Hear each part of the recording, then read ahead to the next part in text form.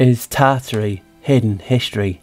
Is it an empire lost in time, in lies, in one person's perspective? Is it lost in his story? When we look into Tartary, we see images of the world's fair, free power, collecting energy from the ether. Or have we got it misunderstood? So in this video, I wanted to do this for so long because I believe it all tied to Janus, the entity behind Janus, and I'm going to show you all the evidence to back my theory up, because that's what it is. It's just a theory. This is not an insult, this is not a tar, this is not a pull down, this is not saying everyone's got it wrong. This is just my opinion. I'm entitled to my opinion. People forget, you know, in this community. So we saw all this beautiful architecture. You roughly see the same architecture all around the world. There must be 5-6 types of architecture. Then it jumps through mud flood. It jumps to giants. It jumps to giant doors, giant guns, giant bugs. So I want to put my spin on it, show you the evidence through all my research, and just show you how basically Tartary is remnants of Janus.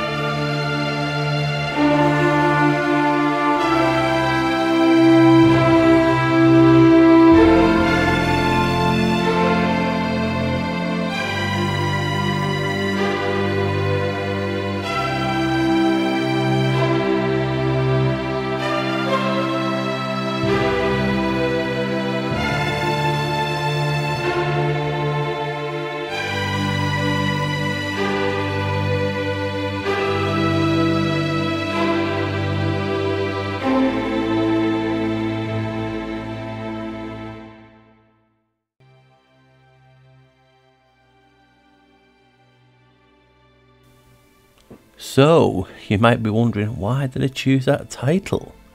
Well, the word remnant, and this is what it actually means. A part of quantity that is left after the greater part has been used, removed or destroyed. So after Tartaria or Tartary was destroyed, the remnants are what's left of what we see today. But I didn't choose it just for that. I choose it for this. You can just, obviously this talks about Christian theology, but you know, in terms of Janus, the entity behind Janus is the God. So a small minority of people who remain faithful to God and so be saved, in allusion to biblical prophecies concerning Israel. If anyone ceases to be witness, he ceases to be one of the remnants. So what I believe is happening is the remnants of Janus is what we see today, and in this video hopefully I can show you why I believe that Tartary is the remnants of Janus, and in fact not what people actually believe it to be, even to this day.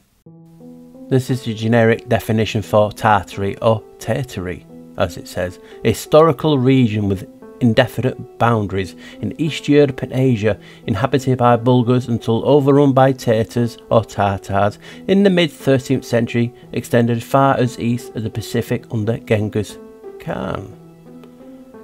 Another one is Tartary or Tartary was a blanket term used in Western European literature and obviously cartography. And that was for a vast part of Asia, so they just use that term. That's what they say. So let's have a look at some maps with Tartary or Tartaria, which is the Latin name for Tartary.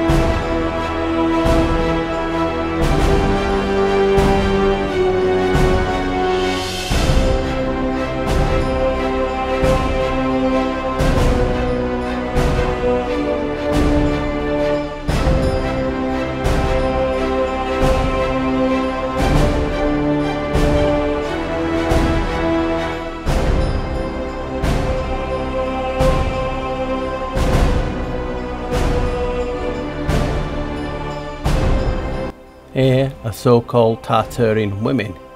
Look, they're living in tents. But there's many images you could use. This one is a Tartar and a Tartar gentleman. Here are some Tartars, gypsies, Tartary gypsies. These are family of wealthy Kyrgyzs. Now, it's just crazy.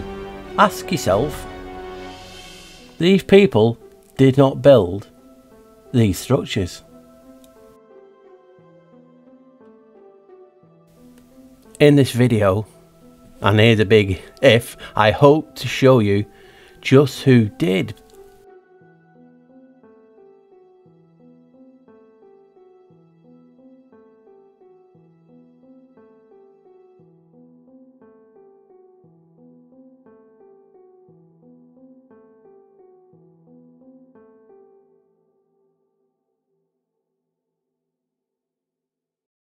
So what's coming up here is a CIA, Central Intelligence Agency, top secret document about Tartaria.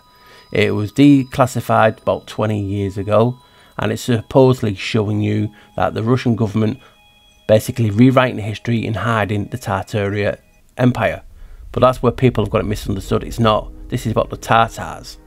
And people are using this as evidence that Tartaria, this hidden empire, this, you know, the people who built the buildings, is basically what I want to show you in this video, that people have got it misunderstood, and it's basically the remnants of Janus. Well, this is actually about the Tartars, and I'm going to show you, I'll read it out, and I'm going to show you something that's hidden in it as well.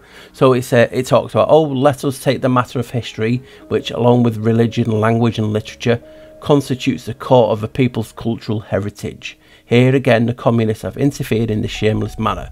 For example, on the 9th of August 1944, the Central Committee, CC 33, of the Communist Party, sitting in Moscow, issued a direct ordering the party's Tartar Provincial Committee to proceed to a scientific revision of the history of the Tartaria, to liquidate serious shortcomings and mistakes of a nationalistic character committed by individual writers and historians in dealing with the Tartar history.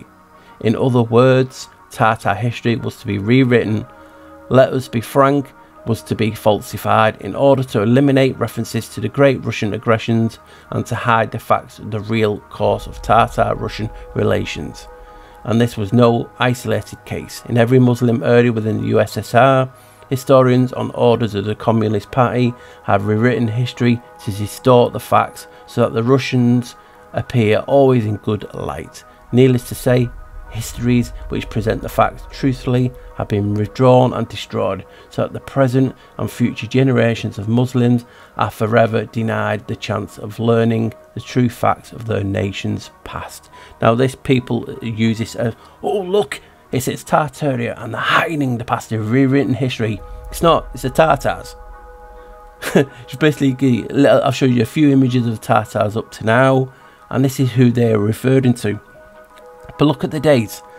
For example, you had to use this date, 9th of August 1944. So they love to invert things. Look at the 9, that would become a 6. August was known as Sextilis, 6. So you have 9th of August, the 9th of August, so that turns to 6. August is 6. And look at the date. The year 1944, that adds to 18. 1 add 8 equals 9. Reverse that 9, you get 6, 6, 6. The so-called mark of the beast. The beast is the adversary. The beast has many names, has many faces. Which god has many faces, many names? Yes, you got it. Janus. So in fact, they're showing you that they are hiding Tartaria. It's not Tartaria as what people thinking of. It's the Tartars, and I'm going to show you some, you know, press cutouts and different things talking about this. Actually, in the time that they were doing it, in the, you know, in the 40s, done it in the 70s, and they're actually moving into the Ukraine area now as well. So this is not what people think, but I had to show it, and just tell me how much coincidence that the date that you're choosing on this has a 666 hidden in it. Tell me that's not wow. I think it's so. So that CIA document is not talking about the hidden empire of Tartaria, it's talking about the Crimean Tartars. and how they were being persecuted and basically told to leave in 30 minutes.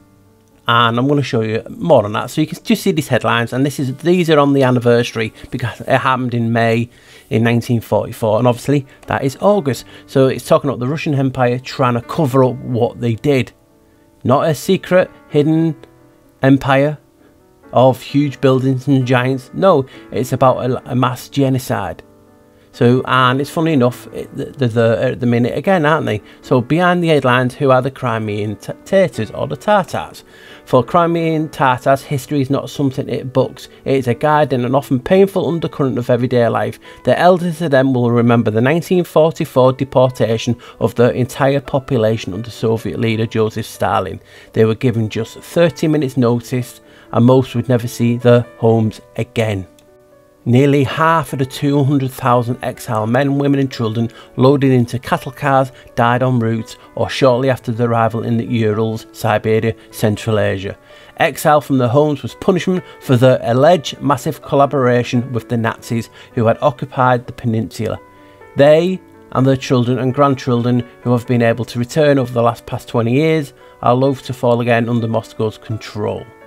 So this document is not talking about a hidden empire being covered up by the Russians. It's a mass genocide and ordering of movement of over 200,000 Tartars. That's all it is.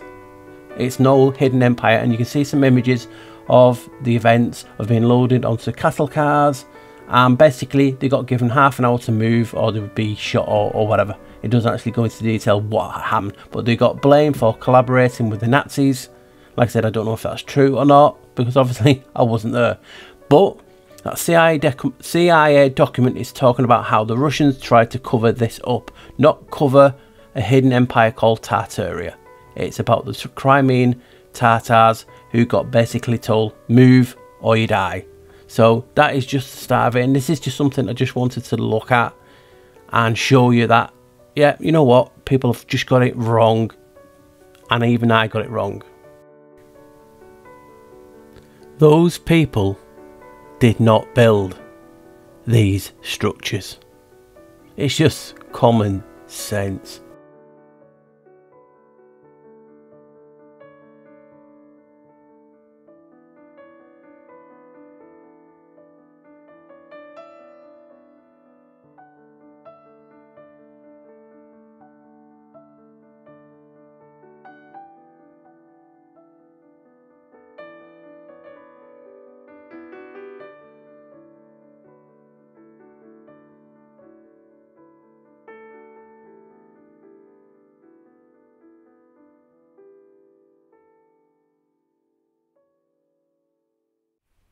So in this section, who's the usual suspects? Who do people believe is behind the Tartarian Empire? And this is the point. A lot of people believe so many different things because we're looking at it totally different. August Khan is one labelled as the founder of the Tartarian Empire. You'll find articles, books on him being made up. It's just crazy. But I'll just read out what's underlined. August, founder of the Tartarian Empire. So this person who wrote this book or this article believes he was the founder of the Tartarian Empire. And that's the point. A lot of people believe in different ones. Then there's Scythes, the first king of Scythia. And you can see when people look into Tartaria, this is one of the first things they see. And I'll just zoom in at the top and read that bit out. Tartaria, known of old by the name of Scythia, from the first king, as I just read out. And basically believe he come from Magog, Japhet's son. So you can see how people all have a different perspective. As you've seen so far, I'm only going to show a few, but just so far you've got a few places that are being called and labelled as Tartaria, the nomadic tribes. So you can see me point out, we have this Tartaria totally wrong. I'm not saying that the people behind who build the buildings are not real and all the things that goes with that. I'm just showing you that it is not Tartaria what we've been shown, because most of these, if not all of them, are basically nomads without a few. And I've just showed you a couple who already have been labelled as, yes, that's where Tartarians come from. You had the Ogres, and now you have Scythian, and Scythian being the birthplace of Tartaria. So you can just see how different books will have different information, and people will be screaming at the TV or the phone now saying, yo, this is Tartary, this is Tartary. Exactly my point. You're having so many places being labelled as the home, the birthplace, the real Tartaria. And that's my point. It is not what we've been told. So they pronounce Scythia, or Scythians, the people, as this. Scythian. And again. Scythian. Scythian. Now, there is another way, and I'll show you the other way now. And when I did it this way from a video, I found something quite interesting, and I'll share that with you now. So I split Scythians up as S-I-H, Scyth, Thi-uns, and I give Scyth-uns te in Latin. So I progressed it, and it came back as S-I-H, anointed you. So this got me, we talk about the Scythians being the anointed ones, the anointed you. Now, S-I-H means arrow in Islam. So their name means arrow, the anointed ones, basically. And then if you look into Scythian archers, they're well renowned for being one of the best archers. So that's, you know, a link. And Scythicon was a poison that the Scythians used and covered their arrows in. So it links. And this poison had a terrible fame in ancient times. And it's crazy. So basically it was a mixture of rotten bodies of small snakes and their venom, human blood and excrements buried in the ground, and basically until complete decomposition. And some believe it's the Jews. I'll just read this out. It is the belief that Marco Polo, remember this for later, was to echo when he claimed that in Georgia there is a king called David Melech, which, as much to say in Hebrew, David King, he is subject to the Tartars. Giles Fletcher the Elder argued that the Tartars were Jews, although no longer divided into tribes. As evidence, he pointed to similarities between Tartar and Hebrew names, the common practice of circumcision, and the fact that the Tartars had a fort named Mount Tabor, or Tabor. So you can see they believe that English travellers to the east helped strengthen Fletcher's argument. An anonymous travel narrative of 1611 claims that though Tartars, who are far situated from the residue and inhabit the remote Scythian promontory, wandering VP and down the country, had retained the name of their tribes, the title of Hebrews and circumcision. In all other rites, they follow the fashion of the Tartarians. George Sandys agreed with the lost 10 tribes were planted, as some say, beyond the Caspian Mountains, from whence they never returned. And basically they talk about how, in another bit, their name Tartary, or rather Totari, is itself the Syriac or Hebrew for a residue or remaining. They possess Jewish customs. So you can see some believe the Tartarians were Jewish. Right guys, here's a encyclopedia I found on the interweb, and I'm just going to read out a few of the things on Tartar or Tatar. And it goes, Tatar, the proper form of Tartar, which however has by long usage become firmly established, a native of Tartary, a member of any one of the various Mongolian or Turanian peoples in Asia and Europe, also written Tartar. And obviously Tatar, of pertaining to the Tartars as a country and language, and Tartarian, or relating to the Tartars, Tartarian bread, the fleshy root of the European herb Cram Tartary, which is used for also the plant itself. So you can just see my point, whereas a lot of cultures, a lot of civilizations, whatever which way you want to look at it, come under the umbrella of Tartar or a Tartary. And now you've also got the Turanian, which I believe came from originally ancient Iran, but now includes a family of like ethno-linguistically related peoples, like in the Hungarians, the Uralic group, the Finnic, the West Siberian, the Turks, the Mongolians, even Koreans. It comes under the umbrella. So you can just see that region, which is blanket term of Tartarian, covers a vast empire, yes, of nomadic tribes, not people who built, in just my opinion, who built the buildings that we see today, the advanced tech, all that good stuff. So last week I did a community post saying I'm going to do this video, and I asked for people's opinion on Tartaria or Tartary. So people, a few people were excited that I was doing a video on it. Some people actually give me their opinion. So I'm going to include a few of what people, their own personal opinions were. So Matt Jones here said that Oera Linda book says the Tartars were a brown tribe of horsemen and robbers making war with everyone. It could be a peoples called the Frians who were responsible for the buildings. So that's what Matt Jones said. Roy Wright said the amount of sea references in the old world of Tartaria, they were ruling people like nowadays. The bones under star forts is common for Tartaria, and is most likely Tartarian. That's a tongue twister, that. Thanks for that, Roy. Indian Rocks 07 said the dragon, the snake, was a representation of the Anunnaki lowercase god, who was the geneticist that created humans. The eagle was Enki's brother Enlil. Perhaps Enki is a Tartary, hence why the flag with a dragon on it. Enki's brother loved war and take over, so makes sense to me that he would need a giant wall. But then again, the flag looks like a griffin, so that is part eagle and part dragon, so perhaps it was an offspring that was related to both Enlil and Enki. So that's Indian Rocks 07's thoughts. Darren Cole said the 3 tribes that went east as opposed to the 9 that came west. Why the 9 in the dragon's tail? It's why the symbolism is the same as the Welsh flag, both depicting the same pose as the Mesopotamian Anu depiction, and also may be why we have a Cathars in South Wales by Cardiff and one by the Bering Strait. So that's Darren Cole's perspective.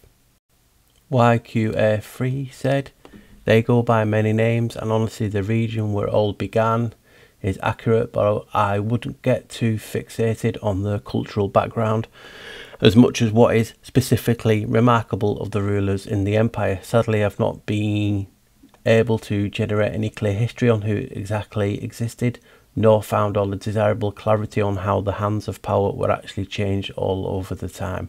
Yes, I'm not the best historian, to be quite honest, for I'm simply an intellectual idiot. I think it's the pride in humanity that's best. However, I really do think that I have keen set of eyes concerning the essence of the issues and track all the witchcraft in this reality. So that was YQA3's opinion. Here's Tor Bredvik. For sure the lost tribes as they went way eastward through Russia and into America. The Cathars is a huge clue. The Great Wall of China was built to keep them out. Just look at all maps and you can find, I don't know what that word is, sorry Tor, and Dan tribes moved into North Siberia together just as they lived in Israel. I love sarcasm, and I don't know if these are being sarcastic, trolling or what, but I just thought it was so funny. It's by John Levy Tartarian Mudflood, and they said Tartarian has Aryan in the name, so let's use a little common sense here and assume they were Aryans. So that's John Levy Tartarian Mudflood, whoever they are.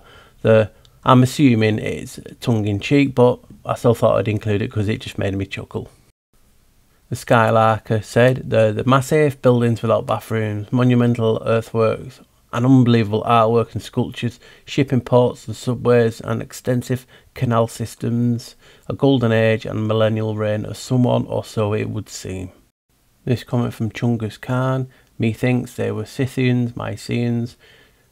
Then we have got my great-great-grandfather Oghuz Khan, Uncle Tartar, if he even lived, but didn't know her, Norwegian for something, land on Mount Ararat in Turkey near Armenia. I've heard that Armenia is, along with Dutch and Basque, one of the oldest languages in Europe. So that's from Jungus Khan. J. Lemon said, Tartary happened during the Christ reign on Earth. They mixed up the timelines on purpose. We are entering the battle of Gog and Magog, or Jew Majew. That is J. Lemons. I'm going to include Joshua Baker's comment, but I'm not going to read it all out, Josh. As you know, it's a long one, and I don't want to put 20 minutes because my reading is not the best with, my dyslexia. So he talks about how he's a carpenter, a contractor, and people don't understand the buildings, especially from the Tartarian monolithic structures, and how they were, we're just catching up to basically to do this now, apart from obviously moulding and melting rock together. And he talks about how they are the Nephilim who did this, and these beings are bloodlines are responsible for the lies for Lucifer in the father of them. So that's what Joshua says, and he just appreciates my content. So much love, Joshua, but I wasn't going to read all out. I put 20 minutes to the video, so if you want to read it full, just please pause it and see what Joshua has to say. So there you go, there's a few comments on what people had to say on Tartaria, or Tartary. I just want to thank them for having the time and patience to post it, and I appreciate the support that people show me. So that is just a few opinions on the topic. In the community, we talk about resets a lot. Oh, we had this reset 200 years ago, 50 years ago, 100 years ago, 1,000 years ago. But we can all agree on the biggest reset that we know of is Noah's flood, the great flood, when the heavens opened and the world flooded. Now we're talking about Tartaria in this video. Well, whoops, Noah is Noah in Armenian, and he appears on a Tartaria map. And again, as I've shown in many videos, Janus is Noah. So I want to carry on showing you just how important Noah and Janus link is to everything, because we're talking about resets a lot in the community, and this is one of the resets, and it's tied to Janus because he is Noah. These are the precursors, these are why they are giants. Right, so it's talking about how the Egyptian Hercules and Noah and Janus and their relatives had been a race of giants, and as the Bible said, they were giants in those days. And it's talking about the founding of Viterbo, which is not far from Rome, and Rome. So it talks about Janus, and his ideas captured people's imagination so thoroughly that we can still see the effects today. The city seal of Viterbo still uses the 4 sacred letters FAVL, by which it was identified its early separate settlements, Fanum, Arborum, Vetulonia and Longolia in Rome as the Borgia apartments. Pope Alexander's living quarters still glitter with the paintings Bernardino Pinticchio executed between 1492 and 1494. Alexander's successor Julius II loathed his predecessor, but he put equal faith in the tales of Janus and Noah, his favourite theologian. The Augustine friar Edoardo Antonini was another native of Viterbo, an enthusiastic follower of Janus. Michelangelo's Sistine Chapel ceiling begins its great chronicle of the human salvation with the creation of the universe, and ends with the 3 stories about Noah: the landing of the ark, the drunkenness of Noah, and his sacrifice of thanksgivings. The precursors, according to Janus, of the church, the sacramental wine and the mass. That is just showing you about Janus and Noah. So this is Noah Janus founding Viterbo 1588. And when I saw the picture, it blew me away, because not long ago it included another picture, and for me they're echoing this. This is so crazy, it's unbelievable. And the picture in that I'm talking about is coming up now. Just look.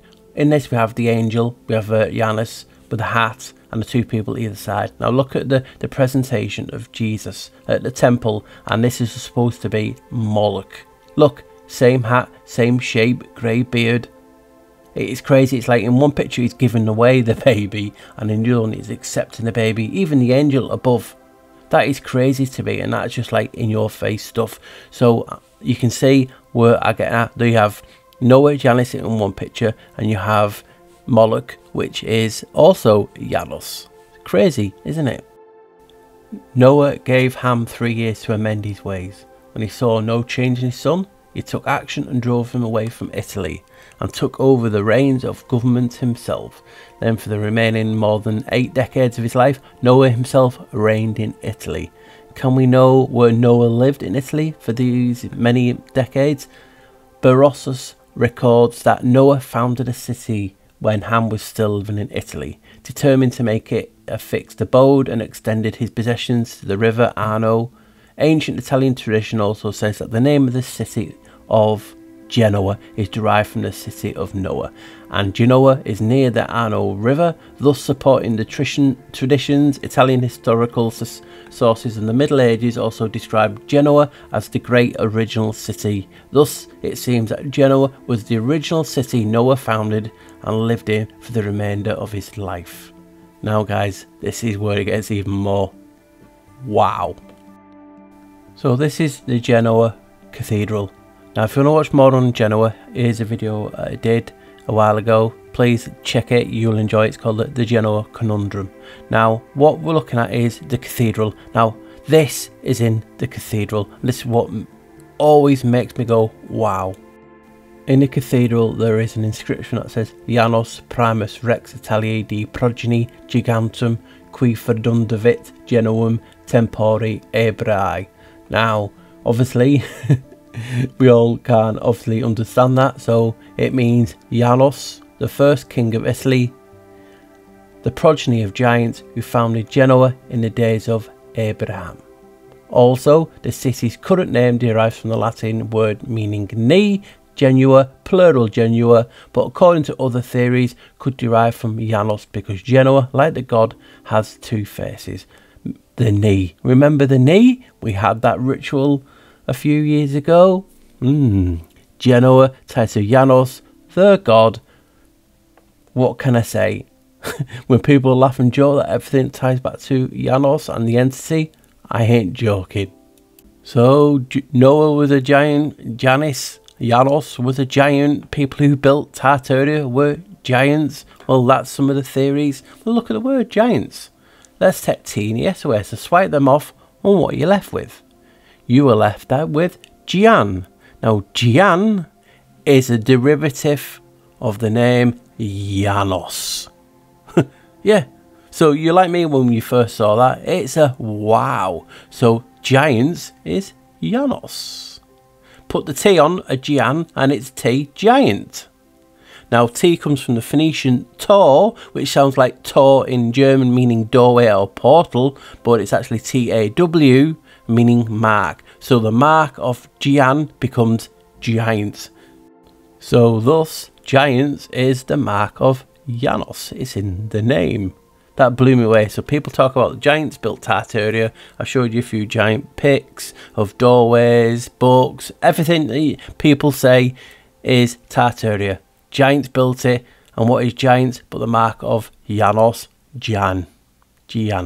It just blows me away when I say it. So that's just a wow. Genoa is the capital of Liguria and is named after Janus. This is how I connected Genoa to Tartaria. Now guys, this could be a complete coincidence and it could just be a fluke, but as I just showed you, like Genoa is part of Liguria. It's like the, you know, the area. Now this is how I originally found Janus, obviously by looking into Genoa, and I was looking at Tartaria as well at the same time. This is like a couple of years ago. It's one of the first videos, not one of the first, but you know, quite near the beginning when I started making videos.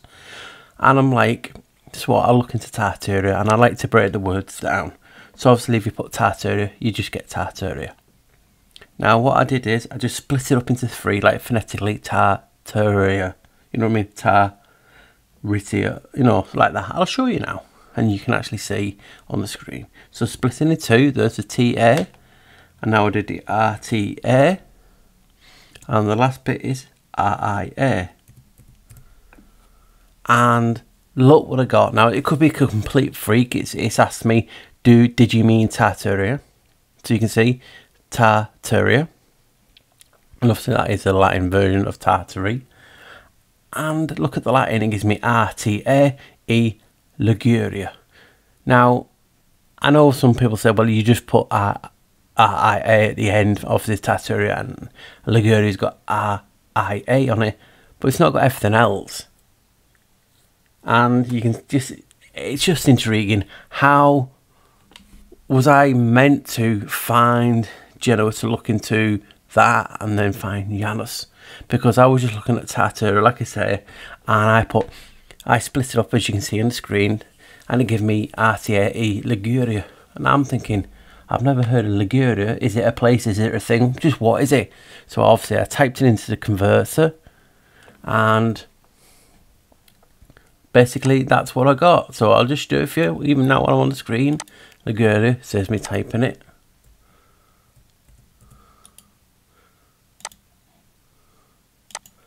And obviously the first thing it gave me was this, Liguria. So as you can see, I'll just move it across because I've screened, I made the screen bigger so you can actually see. So you can see Liguria is a crescent-shaped region in northwest Italy. Its Mediterranean coastline is known as the Italian Riviera. So as you can see, Genoa is its capital. So it's just the crescent. And obviously if you've watched my Janus videos, you'll notice Janus carries sometimes a crescent moon or stands on it. So just thought that was intriguing, and that's how I originally found Genoa, to look at Genoa all those years ago where I found Janus. I put Tartaria in, I split it up into 3, and for some reason it spewed out Liguria. Now there you go, Liguria and Genoa as its capital. Was it meant to be? I just do not know, but I just found it fascinating, and that is how I linked Genoa to Liguria. So it's got to be a coincidence. I'm talking about the remnants of Tartary being the remnants of Janus. And Tartaria I can get from splitting up Tartaria, and it gives you Liguria. Liguria, the capital of Liguria is Genoa, which actually is named after Janus. Tell me, this cannot be a coincidence, but hey, I know it's just my opinion and perspective, and it's an interesting perspective, and I'm just showing you how I'm getting Tartaria from Genoa and obviously from Janus. Just wow. So you just saw how possibly Tartaria could come from Liguria, and obviously the capital of Liguria is Genoa. Now this is just pure coincidence, but I've always been brought up to if I want to investigate or research something, I was always told follow the money. So unless the buildings just appeared from nowhere and the advanced tech didn't need money, I would assume common sense tells us that all these beautiful buildings, tech, all this would need money. So look no further than Genoa, because this bank that I'm showing you in the picture is where, and Genoa in itself is where Western capitalism came from. Yes, you heard that. Capitalism come from Genoa. This little small place that's connected to nothing. Ignore it that it's come from nowhere and Janus and all this, and has Tartaria hidden in its name. We'll ignore that. How can you? So Western capitalism come from there, and the bank is called the Bank of St. George. Now what's funny is it was also a prison for one person, and heavily influenced Tartary is supposedly Marco Polo. Marco Polo was held a prisoner in this bank. Now you telling me, if even Marco Polo existed, was he not influenced by, listen, are you going to get out of here, you have to say this, you have to say this, you have to, you know what I mean? He's influenced by this bank because they're basically this first state Rothschilds type bank. How crazy is that? And this guy was staying there in their pleasure by being in the prison, the jail. That's just a coincidence though, purely. So I want to show you this tapestry. I found it really cool and interesting. It's basically made for Sigismund II of Augustus. I think he believes in Poland, the King of Poland. Now when we talk about Tartary, we talk about the dragon, we talk about the griffin, because people believe it's both. And we also talk about the owl. Well, all of them are representation by Janus and also these gods that I'm just going to mention now. The first king of Sumeria was also the first god of Sumeria. He was deified King Ia, and he was known as Lord of the Flood or Lord of the Deep Waters. The name Ia served as the basis of god names from many other cultures, including but not limited to Yah, Iha, Yahweh, Yoveh, Jehovah, Allah, Janus, Ionos, Uranus, Uranus, and Ons or Oans. Now some people believe it's artificial intelligence, AI. Some people believe it is EA, Enki. And because obviously the representation of the Lord of the Flood. Now, what happens if it's both of them? Enki and Enlil. Enlil was the sky, the air, and obviously Enki was the water. He was known as the serpent, but I've just also found a title for Enlil called the Great Dragon. So you can see my point, a serpent, a dragon, a griffin. The moulding of them could actually become a griffin. You have the owl, Moloch, which that's another name for Ionos, and Janus. So it's all the one same entity. Now, is it the fact that Noah survived? If this is the case, because he is the human personification of those two when they molded together. Is it just one Enki and Enlil, one thing? Who knows? Wasn't there. But it just seems funny that they're both regarded as Satan. I always just thought it was Enki being the serpent, but also I've seen Enlil being titled as Satan. So you can see the what's that word now? You know, where history conflicts itself, because there's so many versions of this and so many versions of that. I just thought this tapestry was wow, because as you can see now, there is what looks like a dragon on the ark. I don't know if it's fighting or ready to bite what is a lion, but the lion looks weird.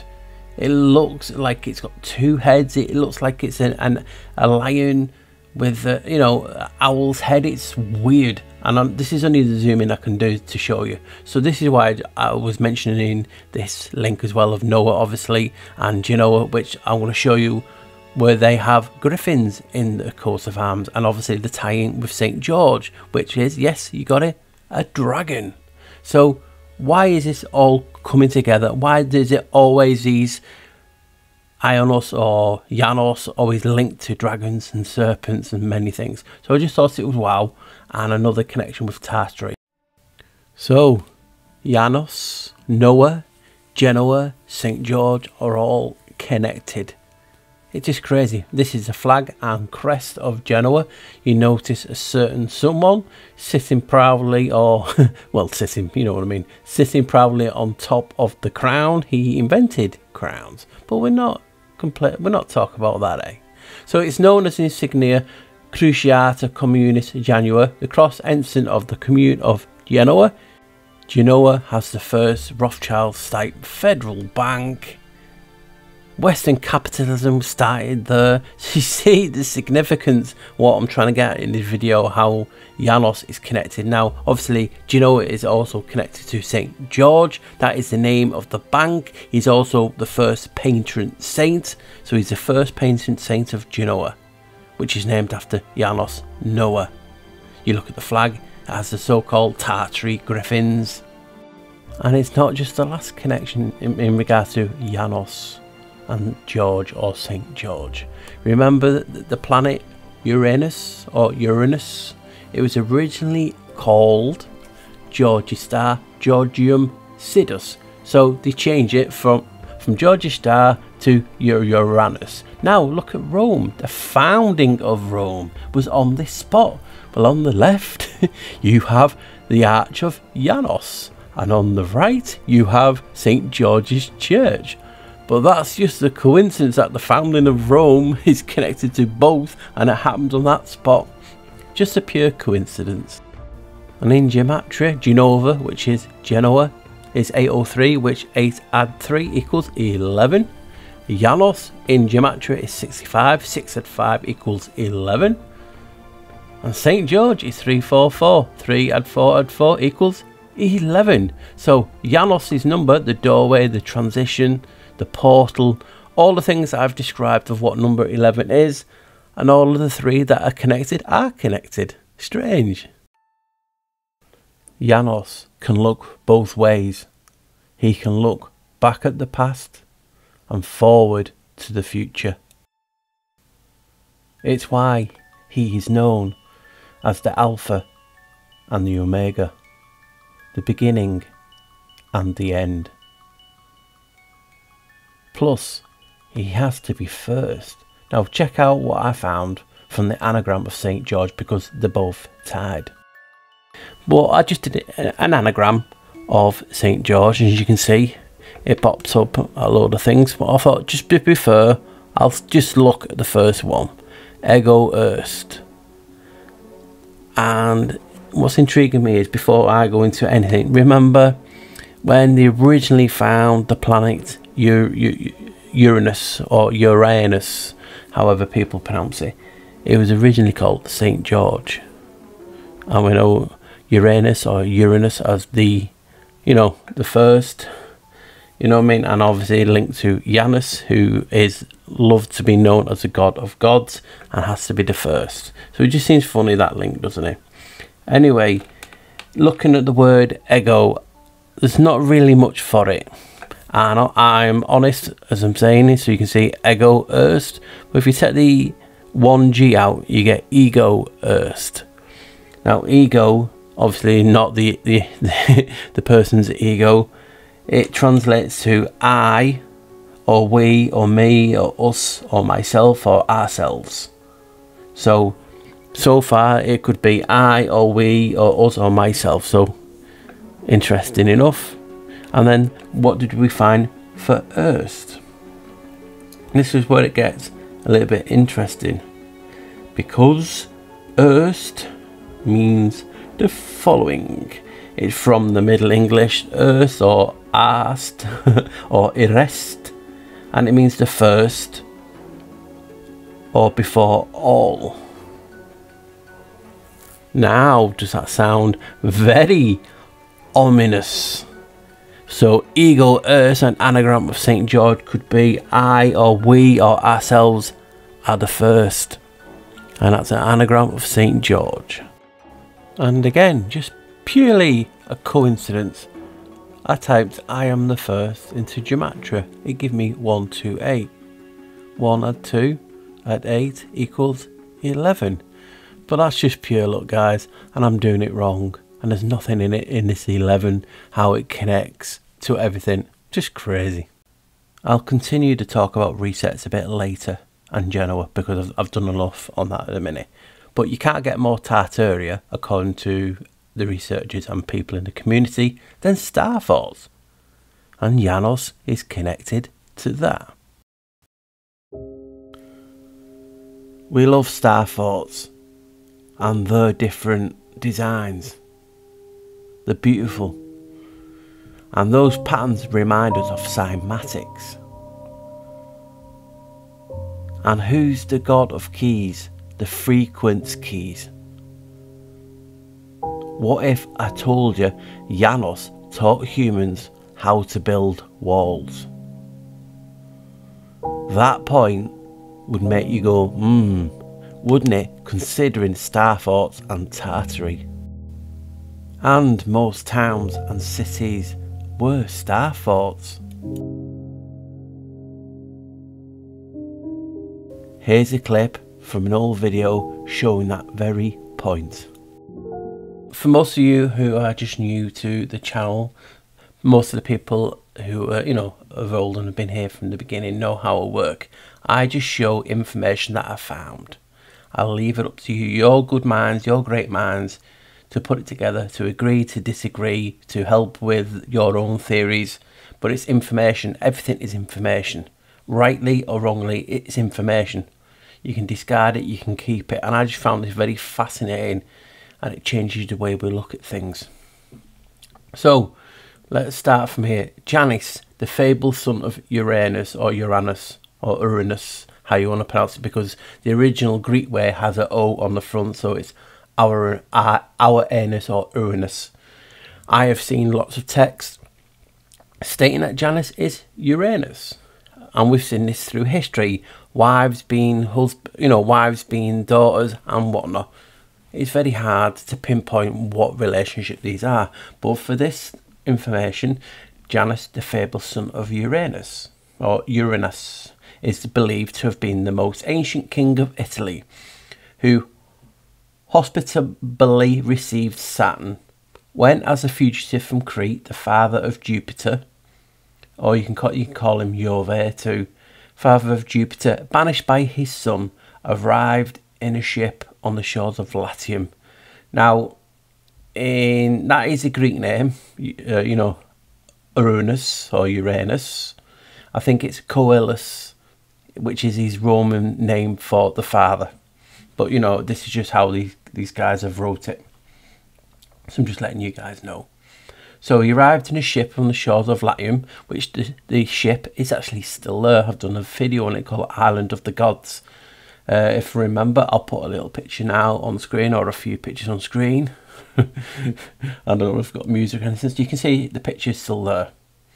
Also, see, this is what confusing is about history, because Janus is also known as Noah Janus or Janus Noah.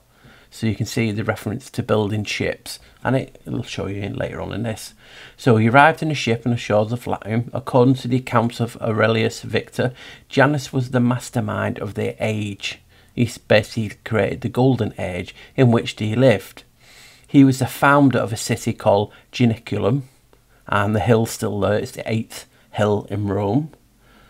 8th, and it's just like the infinity symbol.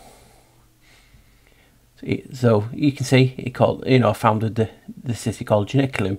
He taught his people the divisions of the year, the use of shipping and of money. He invented crowns. I've covered this so many times in different videos. People are like, yeah, we know. Then the rules of justice. I showed you that as well. Maritime law. Right, so he did the rules of justice and the mode of living happily under the authority of the laws. I've showed you this about the laws too, in the scales and so much in all my videos that I've covered. He also instructed them how to build temples and to honour the god with sacrificial worship. Right? So just tell me before we carry on the last bit. So star forts, they are surrounded by what? By walls. Right? So if you find a text saying this. So the gods of sacrificial worship surround the cities with walls. So Janus taught people how to build walls around cities, aka star forts, bastion forts, bulwarks, whatever you want to call them. He taught people how to surround their cities with walls. So he taught us to surround our towns and cities with walls. That's if you go off the information that we've provided. Interesting though, isn't it? You tie that in with he's the god of frequencies, because people talk about how the star forts look like cymatics. It's just wow, isn't it? And also he's tied to Uranus. So I asked in an old video a star forth the locations of Uranus's castration, the blood falling. I talk about this in a very old video I did called Star Fort the Fallen, because I was just talking about could it be the fallen, the reason behind star forts. So that's what I said, and I didn't make the comparison then to Uranus or Uranus, how you want to pronounce it, until now making this video. From making the last video that I talked about the cannibalism in the star forts, and looking into the star forts again with fresh eyes, having take a break, and look what I found, the 2 videos that I've made just from researching again with fresh eyes, having a bit more knowledge of different topics, just to see what connections it can make. Remember, we all have a different connection. Our tools connect things differently, and this is just how I've connected. So as you can see, I've put into the light converter. I'm not saw it in a while. And I've just put star fort. And what we have is Stella, Occident, Castello. Now, as we know, Stella will be star and Castello will be castle or fort. But Occident, what could that be? Now, what have we just been talking about? Uranus getting castrated by Kronos. He got cut. And, you know what I mean, I've not looked deeply into it. Did he die from it? So pardon me ignorance on that. But look what I found. This is what Occident means. So you have Occident, etymology in Latin, from the verb occido. I fall down. I die. Now you go, you're talking about someone who's just been castrated. They're going to fall down. They're going to die. Look at the next bit, etymology number 2. There's only 2 etymologies on it. From the verb occido. So, you know, I cut down, I kill. I cut down. Surely not. So, actually in the word, star fort, Stella, Occident, Castello. So, it's talking about star castles, star forts, and being cut down and killed. It sounded like someone was being castrated and the blood hit the ground. That is too much. Surely, guys, this is not just me wanting this. You can see, I cut down, I kill.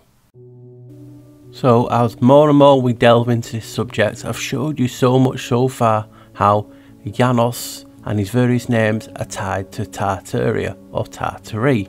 And again, one of the biggest things in Tartary or Tartaria is star thoughts. I showed you he taught humans how to surround themselves with walls.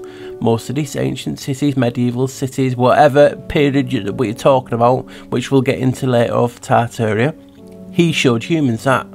So I'm just using that information to show you that yes, Janus is the remnants of Tartaria. He's also linked to St. George. He's also, how can I put it, conflicting. He is Uranus. He is Uranus' son. So that is history. It's conflicting and it's contradictory, but they are still one in the same entity, and that's the point that I get at. I just use Janus because that's easiest for me to remember instead of all those names. He is the skeleton key. So there you go. Star thoughts are tied to Janus. He helped to show humans how to build them. He is the Prometheus. He is the light bearer. He is the Oans, who is god of wisdom, like Enki. And he showed humans that very thing, to build walls, to build star forts. And obviously that is tied to Uranus, and maybe the myth or folklore behind his castration, who knows. But I just thought that was just wow.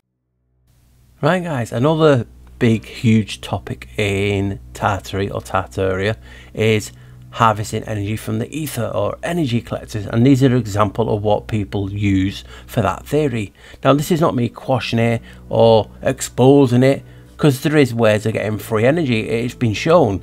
But what we're seeing here is just telegram poles. I mean, on that image on the right, you can faintly see them. These are bad quality pictures that you cannot, you'll not pick up a thin wire on some of them. Now on the one on the left, it's a lightning rod with an ornamental ball on it. I mean, it's not energy, harnessing energy from the ether. You can see I've got a picture here of him putting it up. It's sometimes you can't win. Here's more with the lines on and showing you that the telegram poles, and people will say, well, that's what they say.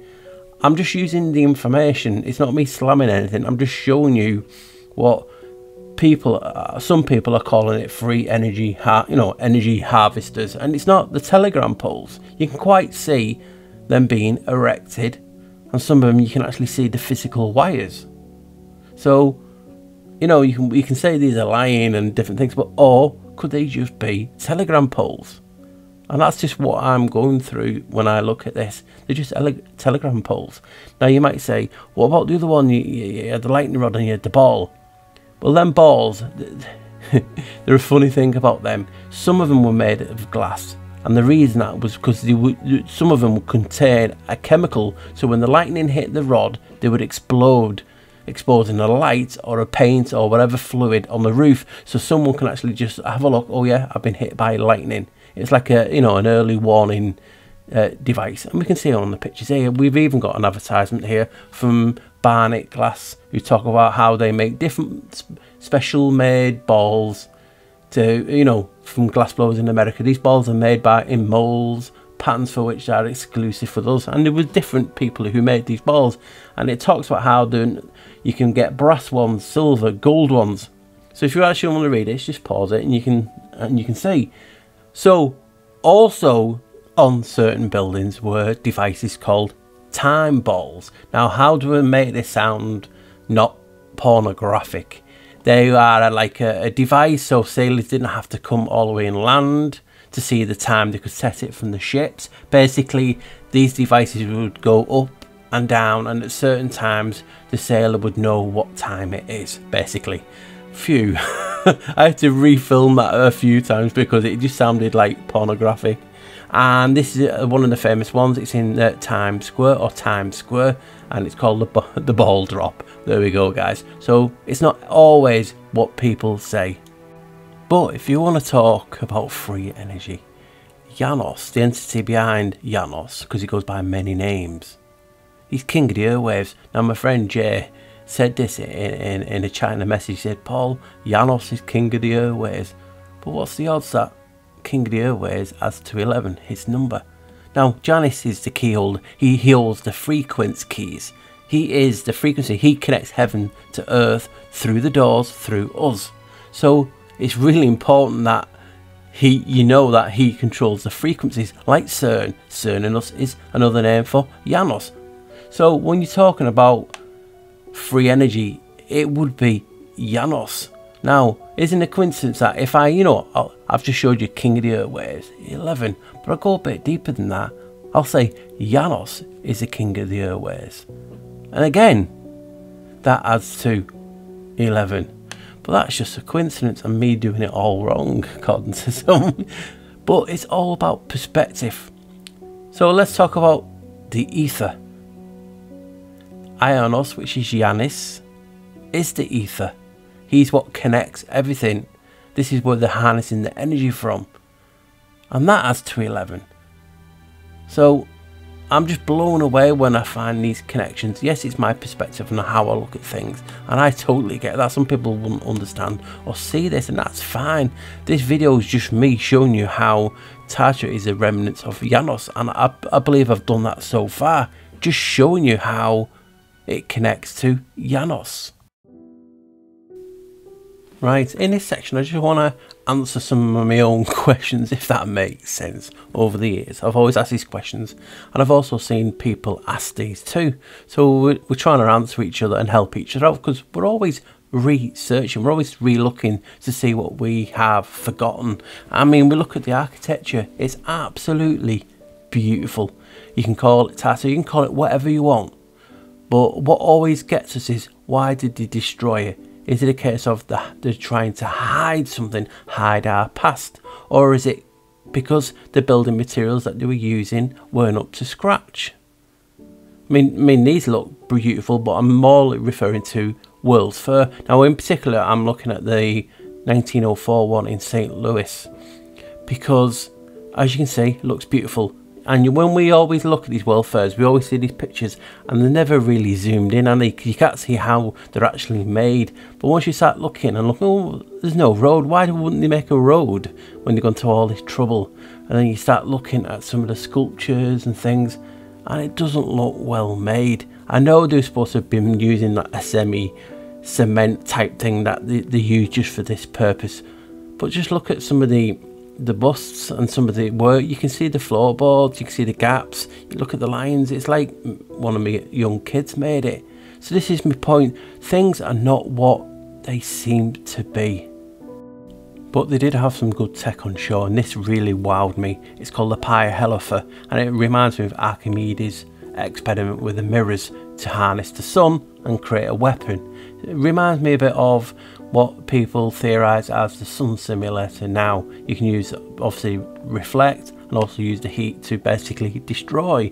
But they also had the DeForest wireless telegraphy tower there in show and in use in it. So it is interesting, and they do have some good tech.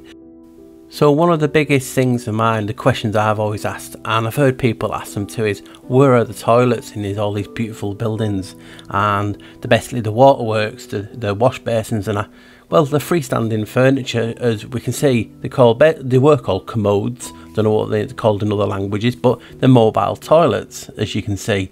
It's why they look like a throne. That's why they call it the throne. So where did they wash themselves? Well, they had wash basins, they had nightstands. So it's always been there. It just sometimes, even myself, I'm really bad for this. Sometimes we overthink things and really think out the box. Oh, well, these people didn't need water or anything like that. No, they were freestanding furniture. So this is just me answering that question. It doesn't mean I'm right, it doesn't mean I'm wrong. I just want to look at the simplest answer is, where did they go to the toilet? There we go, portable toilets in a sense. Where did they wash themselves?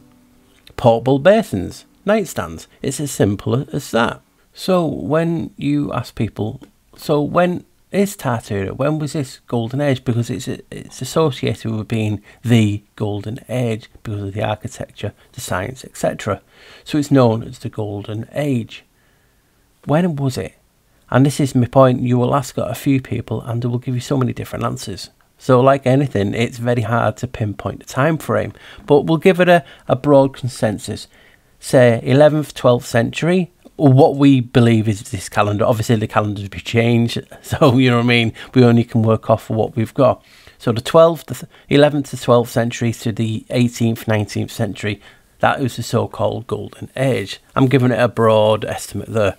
But isn't it funny that that time period matches what I call the Great Vowel Shift, the vowel shift, or what I've now called it, the Babel effect. Now, if you need to watch that video, it's on my list. There is the picture of it. Please, you know, go and watch it. You'll be pleasantly surprised. A lot of people love it. And it's basically talking about an era is known in history as the vowel shift, where everything changed. The language, the science, most of the sciences that we still use today. So in this time period that is known as Tartaria, there was an event called the Great Vowel Shift, and I called it the Vowel to L Shift, renamed it the Babel Effect, just for obviously the reasons in regard to the Tower of Babel. So it's worth looking into. So isn't it a coincidence that this time period matches what the community knows as Tartaria? And for a long time, I've just had not a bee in the bonnet as such.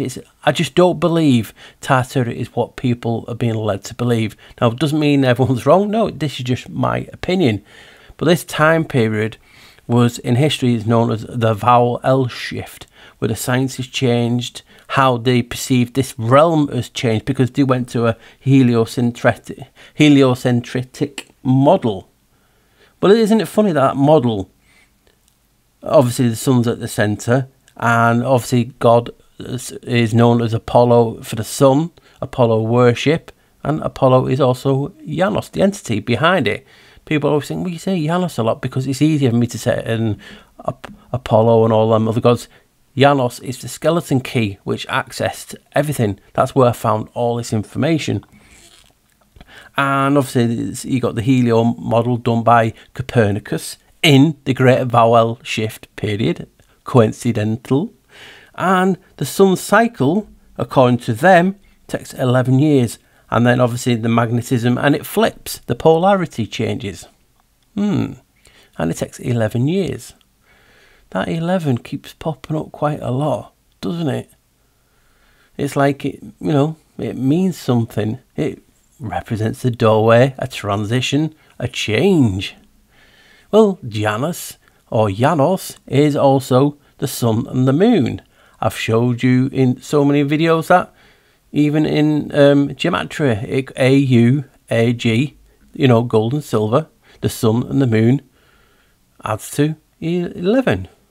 And then we have talk in folklore of ichor, which is the golden blood, the ethereal blood of the gods being gold. You then what films like Gods of Egypt, they have gold in their blood.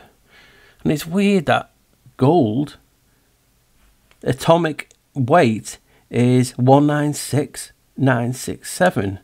Well, if you add those numbers, it comes to 38. 3 add 8 is 11. So that is crazy to me. When we're talking about the golden age, I'm trying to show you it's tied to Janus, and gold itself is 11. And there's so much more on this now that I'm going to show you. So something else is really intrigued me. Obviously circuit board Earth, motherboard Earth. We saw a lot of theories. I've done many a video on it if you want to check them out. But think about it. The most electrically conductive element is silver, right? And then followed by copper and gold. Now look, I've already showed you that gold atomic weight adds to 11. But look at copper, 29. 9 add 2 equals, yep, you got it, 11. And silver, 7 add 4 equals, you got it, 11. So you're telling me the 3 most electrically conductive elements in this realm are gold, silver and copper. Now, we used to have them in our blood, we still do, in trace elements. Obviously people talk about obviously RH negative and things like that in regard to copper. But what if we had more of this in our blood? Remember, power, there's a lot of power in blood. So I believe the story, ancient stories of mining for gold, silver and copper we're also talking about the mind and basically deleting our levels of gold, silver and copper in our blood, because there's power in them elements. They're more conductive, and the more electrically we are connected to the universe, the more power we are. And as we said, we are power. We are powerful beings. But if our conductivity is not in line and matching Mother Earth or the ether or the Creator, we're less powerful. Basically, we're on, you know, we're at low capacity. So you can imagine if we had more gold, more silver, more copper in our blood, would that relate to us being more powerful because, you know, we're more conductive to electric? It's just a thought, isn't it? So I've just showed you them and how 11 connects them. Then I go and find this. So group 11 by modern IUPAC numbering is a group of chemical elements in a periodic table consisting of copper, Cu, silver, Ag and gold, Au. They are most likely the first three elements discovered. Copper, silver and gold all occur naturally in elemental form. And we live in an electric universe. People talk about a circuit board Earth, and the most conductive elements all have a number 11 in them and are grouped in a group called 11. What is the odds of that? That is just wow to me personally. 11, the gateway, the portal, the transition, you know, moving from one place to another. You know, like electric needs a transition. Needs a conductive metals and elements, amongst many other things, healing, all that good stuff. And they all have an 11 in them. And this is why I research Janus, people, because when you find stuff like this, it just blows your mind. So another point that's raised in the community, and I'm on this video is about remnants of Janus, is the I and J on buildings, maps, coins, whatever it's found. Who is it? Well, Janus, his main names in Rome are Ianus and Janus. So he'd fit, wouldn't it? I mean, people in the community have been theorising for ages on what the I and the J represent. And here comes along me a few years ago with the theory of Janus and how influential he is in this reality. And it all fits. But some people just don't want to look. I mean, I can tell you it's for Janus. Janus. Janus. Whatever way you want to pronounce it. Remember, Janus is the calends. That's the calendar. Then people will obviously say, well, you get the statement, well, the letter J was only invented. It's a recent thing. And you'd be right. The letter J was formed in 1524 in the Great Bow to L shift by a Gian Giorgio Terzini, who was credited with the letter J. Now, his name is a derivative of Janus. And the formation of the letter was in the vowel shift period, like I'm saying. So there is more evidence with something significant in the Tartaria community. The letter J and I on buildings and maps is Janus. It's his name, it's his initials. So there is more evidence of my theory that Tartaria is remnants, but to the remnants of Janus. Right, another thing that gets mentioned in the community in regard to circuit board Earth, motherboard Earth, circuit board cities, you know, whatever way you want to call it, and how they're used in this realm. But for a long time, I've been showing you that these arches are transistors. They're there to amplify energy. They can control moods, and it's why you see them strategically embedded into the motherboard around this realm. Have a look, you just type in triumphal arches or arches and look where they are. You'll see ancient arches still standing. They even have arches that go on tour. So you can see the significance of what arches are in regard to circuit board Earth or magnetism. But they're there to control the flow and act as transistors to amplify the energy. But who's the god of arches? Janus. So why in the community is it so hard? I mean, I know we have our own perspectives and different things, but he should be mentioned up there because he's the god of arches. He's the god of gods, and that is why I research this topic so much, because I want to show people what I see and it's a wow to me. So when you're talking about circuit board Earth, the flow of energy, magnetism, and that's all Janus I've showed you in so many videos, it just blows me away. So there we have another remnants of Janus, not Tartaria, the arches. He's the god of them. It's as simple as that. Well, from my perspective anyway. Plague and Genoa. So in this section I'm just going to show you why I believe they have something to do with it. Obviously it's just my theory, not concrete. There is a lot of rumours to the origin of the plague. I mean, we've all seen them, haven't we? And even more coming out in the last few years. And my theory is that it was the Crimea or further into Russia or even Mongolia. And I'll show you why soon. And it's all tied to Genoa. That's the intrigue of it. Now I want to just show you a quick map of basically the territories I didn't even know. I mean, in the Scarlet, it's the territories occupied with stability. In like the dark pink, it's temporary occupation. Light pink, strong commercial penetration during I can't even read, it's so tiny, in the X amount of centuries. In the beige, it's a strong banking penetration. Obviously they have the St. George's Bank, which we'll talk about later. And then obviously in the little cube but on an angle is the settlements and commercial colonies. And obviously in the peach is obviously the trade route. So you can actually see how wide and spread Genoa and their grab actually goes. Them and the Venetians were the powerhouse in the so-called medieval period. And what you see now is just a bit more zoomed in to actually the Crimea Peninsula. And you can see in the red the Genoese colonies, which they had power of. And I'm going to concentrate on a few for this theory.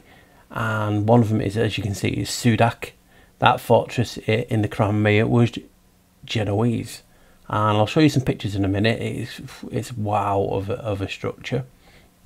And Caesarea is a Russified version of the name Caesarea, in the name given to the Genoese colonies in the Crimea and around the Black Sea from the mid 13th century to the late 15th century.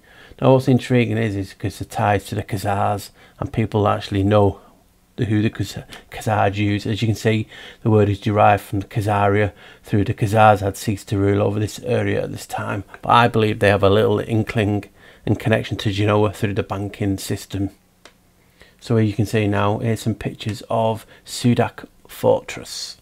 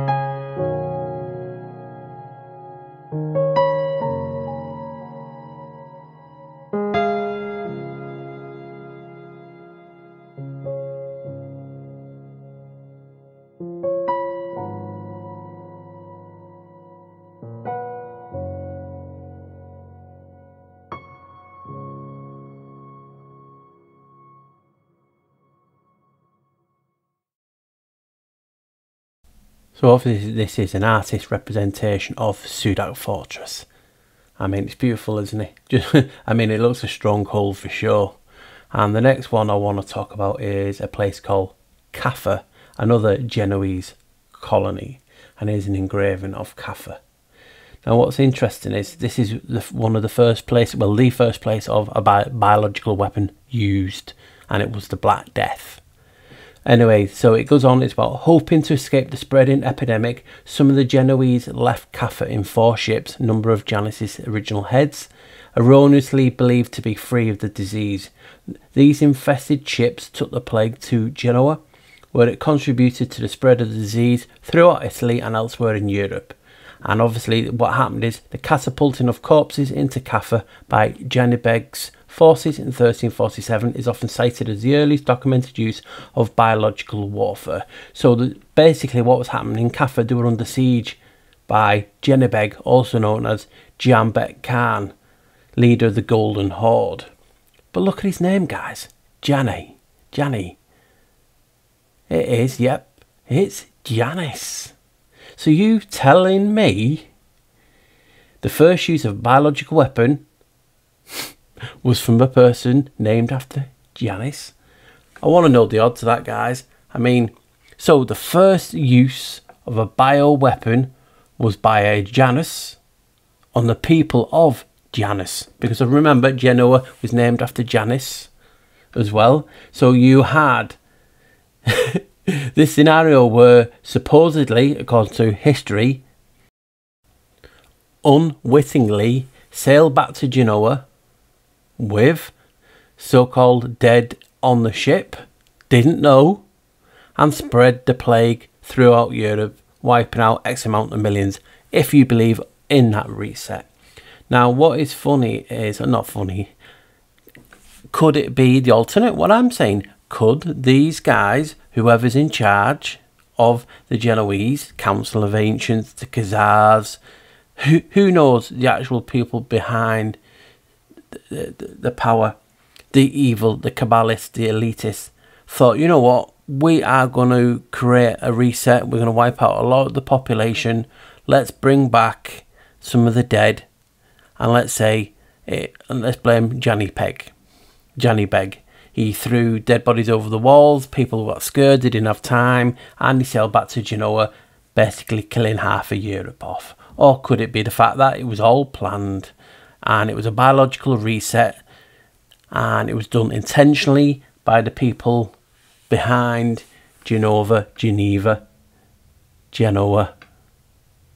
Janus?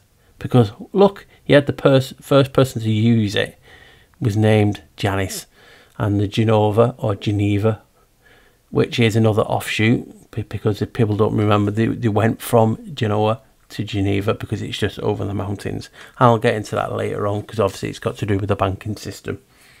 But guys, it's just mind-blowing that the first guy to use a biological weapon is tied to a Janus. And remember, Janus always got to come first in their eyes for certain things, and you can just see it here. So this is just wow for me. Obviously some people might not see it, and that's cool, but I'm just like blown away that the fact that I'm talking about them causing the Black Death in Europe. I've showed you in black and white, whether you believe that or not. Then the person who is accredited for the first use of a biological weapon is called Janus too. What are the odds? Like I said, what are the odds? You'd have to be in another reality to have missed this flying around all social medias this week. On the left you have the Ukrainian crest, and on the right you have a Khazarian tamga, which is a seal, which is a mark. Now I want to show you how, because I've been talking about Janus, I've been talking about Enlil, Elki and the Sumerians in this as well. Now what if that symbol is actually the two brothers, or the Janus aspect? You can see it does look like two people looking at each other. Now, could Janus just be the intermediate of both? Who knows? The Ukrainians say it's a trident from way back, but I believe it's showing you either the Janus or the Enki and Enlil. I believe they even could be one and the same, because like the adversary, they go by so many names. Now, in this video, I showed you it's the remnants of Janus. Once if it's the remnants of Janus, who is Enki and Enlil. The brothers are known as a serpent, and one's known as a dragon. Many people believe one or both are Satan, which is the adversary, and the adversary goes by many names. So what if this is all kicking off because it's a war between the elites of each god? Stranger things have happened. There we have Enki and Enlil at the Tree of Life, which resembles the trident. Either side, the IYI as I call it. And you have the Hoover Dam, where they're making electricity. Gold, silver and copper are electric components. And there's the brothers. But this wowed me. I found this. It's an emblem of the war god Enlil, and it's a trident. It's very similar to the trident that's on the Ukrainian flag. Now you might wonder, what's the Sumerians and Enlil got to do with, you know, Ukraine? I'll get to that. But also one of the oldest symbols for God is another Tamga, and it's the IYI, and I've showed you that in many, many videos. It's even on the holy door of St. Peter, Janus. And the IYI represents the trident 2 with a 2 at the side. Now, the Sumerians had a home, you know, like a mythical home, and it was known as Arata. Now, guys, Arata is in the Ukraine. That's just blown me away. Now, you anagram Arata, you make up Tartar. What are the odds on that? Me showing you that it's remnants of Janus, and now it could be Enlil and Enki, and the birthplace of the Sumerians, who they came from, is Arata. And the anagram of Arata is Tartar. And we have Tartars, we have Tartary, Tartaria. It's just me making it up though, isn't it, guys? And no one can see this, what's going on. I mean, you take the aspects of the Russian flag, which shows the 2 heads, the 2 brothers, the Janus aspect. Remember, the first time this was used was used by the Hittites, and it was found on the door. I showed you that in the video, I think, on the doors. So it seems funny now, isn't it? So it could be the 2 brothers. I mean, you look at the middle, you have like a St. George type of character killing a dragon, a serpent. It's like the battle of the elites, and obviously we, the humans, are in the middle. Now, do we take our own souls back, our own lands, by fighting the brothers and the elites? Now, I'm not saying this is either one, but it just seems funny that Janus is connected to St. George, and St. George is connected to Janus and Genoa, and the 2-faced aspect. It seems it's all connected. I mean, just look at this now. People talk about it, yeah, it's just Babylonian remade. Well, it is in a sense, because Sumer, yeah, Sumeria, is Remus. Remus is one of the brothers who supposedly found Rome, which we know is not the actual truth, but who knows? We wasn't there. But I'm just showing you that everything is connected. The brothers are known as a serpent and the dragon. St. George is the one who killed the dragon. Is this talking about the human aspect killing them? You have the 2-headed eagle of the brothers, which first used, like I said, in the Hittites, then was changed in the Holy Roman Empire, which brought it back in the Great Vowel Shift. These coincidences cannot be a coincidence anymore, and I just wanted to share my thoughts on it, just to show, could there something be different that a lot of people think? I could be totally wide of the mark, which is highly probable, but I'm not scared to ask these questions. And you know what I mean? So I'm going to be talking about my thoughts, and I'll try and go into it a bit more in my thoughts, but hopefully you've enjoyed this little bit of different, just looking at Tartaria from a totally different aspect. Right, guys, thank you for, you know, the patience for watching so far. Yeah, they call me the black sheep. You know they call me the black sheep. Hello and welcome. Right, guys, it's been an age. It's been a few weeks since the last video. It might even be longer because I did a couple of short videos. And I was just starting this. And this is taking an age again, so you know what I mean. I know people like to watch my content. I mean, there's loads of videos people have not watched, so if you're ever bored and I've not got a new video, please go down and have a look. There's so much content down there, you know what I mean, deep in the bowels. And yeah, so check that out. So I want to do this video on Tartary being the remnants of Janus, and you can see from the video, I believe I have merit, because everything seems to align. And obviously that's just my perspective, and I could have my Janus tinted glasses on, which I try to be objective, as you guys well know, but it's hard. When you research something as much as I have, I even get told every day, I don't know Janus, I should go and research him. You know what I mean? So, you know what I mean? People just like to have their egos, you know, hugged and warmed. And like I've said many times, I've got an ego. Everyone's got an ego. If you people to claim not to have an ego, it's all wrong. We all have it, and we all want to be that. Oh, look at that. You know what I mean? It's just how you manage it in life.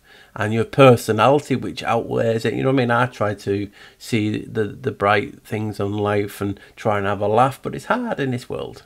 So when you do a topic like Tartaria, which, for instance, I could put Tartaria in front of any video and I know it will do well in views because people want to research it. It's a topic that's wow.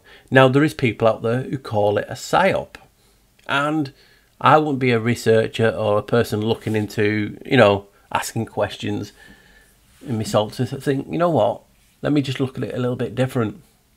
I mean, I've always done that with most of my videos. The first video I did on Tartaria was 3 years ago. You can find that on the Black Sheep Researcher on Odyssey, and I was talking how it was connected to Anzu, the Sumerian god of the underworld, and the Scythians. And then I did a few follow-ups on it, which, you know, I've included a little bit of clips in this. So I've always looked at it differently. And don't we always see on social media, and it could be anything, and it's Tartarian, antiquity, Tartarian. And it's like, dude, it's a light bulb. Or, it's, you know what I mean? It's people seem to put the Tartarian label in front of anything that's cool and interesting, when you just have to do a bit of research to find out that there's a lot. I mean, I remember doing the first video, like I was saying, and people disagreed with me, but people also showed me, I've showed you in this video how, and that wasn't half of it. So if you've got X, Y, and Z saying they are the heart of Tartarians, it's because they were a nomadic people. And people say, oh, well, they're not, they're proving this. Well, people evolve. But on a low, you had the Hungarians, you had the Huns, you know what I mean? There's so many cultures, the Mongolians. And people will always say, you're wrong, Paul. You're wrong, Paul. People are always going to say that. It's just an opinion. It's just looking at things a little bit different. And it'll be like this, right? There'll be people always out there. And when you say, for instance, it's this, Paul, and they'll go, no, that is wrong, they're wrong, mine's right. And then they'll show you a book, or they'll show you, an insert. And it's like, well, are you using the internet and books like me? So if my book says it's this, and your book says it's that, who's right, who's wrong? Is it not the person who wrote the book has a different opinion on that? And that is what history is. His story. And a lot of people in the community use that. Well, all history is a lie because it's his story and it's all this. But look at the word. And people turn a blind eye to it. And it's like, yeah, because I know it's Janus, I do it. But him being him, Tor is a door, a gateway, a portal. So his door is his gate, his door. And if you want, well, there's a Y missing. Janus is being known to go by the word Janus with a Y. So Janus, his door, his story. And we've always said that our stories is a mystery, my story. So we can do this all day. It's all about perspectives. That's just my opinion. And the people, the evidence, for instance, like I just said, if I had 10 books, 3 books said, no, Tartaria is this.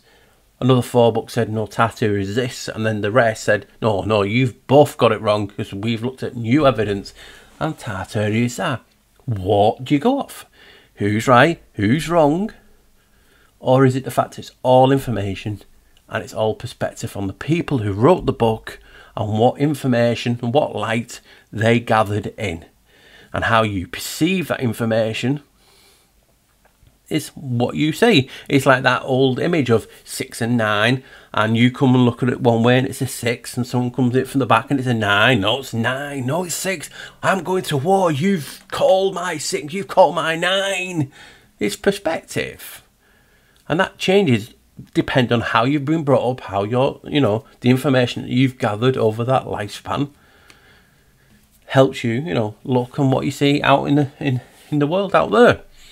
So, like I said, I've always done Tartaria different, and I've done so many videos now on Janus. But when do you say Tartaria is not what people believe, without being classed as, oh, he's a shill who's attacking Tartaria? No, I'm just looking at it from a different point of view. You know what I mean? Pardon me. That was a CIA document. It's supposed to be the thing. And when you look into Tartaria, that's one of the first things you see. Look, a CIA document claiming Russia is trying to hide the history of the Tartars. Well, yes, because the Crimean Tartars were, according to the Russians, responsible for helping or collaborating with the Nazis who were in the Crimea. So when the Russians took back the land, they give them an ultimatum: get out, give them 30 minutes, or you'd be killed or moved on, forcibly, and move to Siberia, move to this and this. So people moved, and that is what, because remember, wasn't it May they got moved, and that article, that CIA document was August. So it fits, doesn't it? If you've got history, and again, people say, well, it's all a lie. It can't be. It can be anything. What's the point of us making any videos if it's all a lie and everything is a lie? We just sit here doing a video like this. This is no point. You could use any information and someone will say it's a lie. That's just perspective. Oh, look at the shape of that shadow. So that is my point. So the CIA document, and it was it 6th of August, 1944, and I just thought, you know what, just coincidentally 6 can be reversed. 9th of August, 9 can be reversed to a 6. August was known as, back in ancient times, was known as Sextilis, so August was Sextilis, so that's a 6.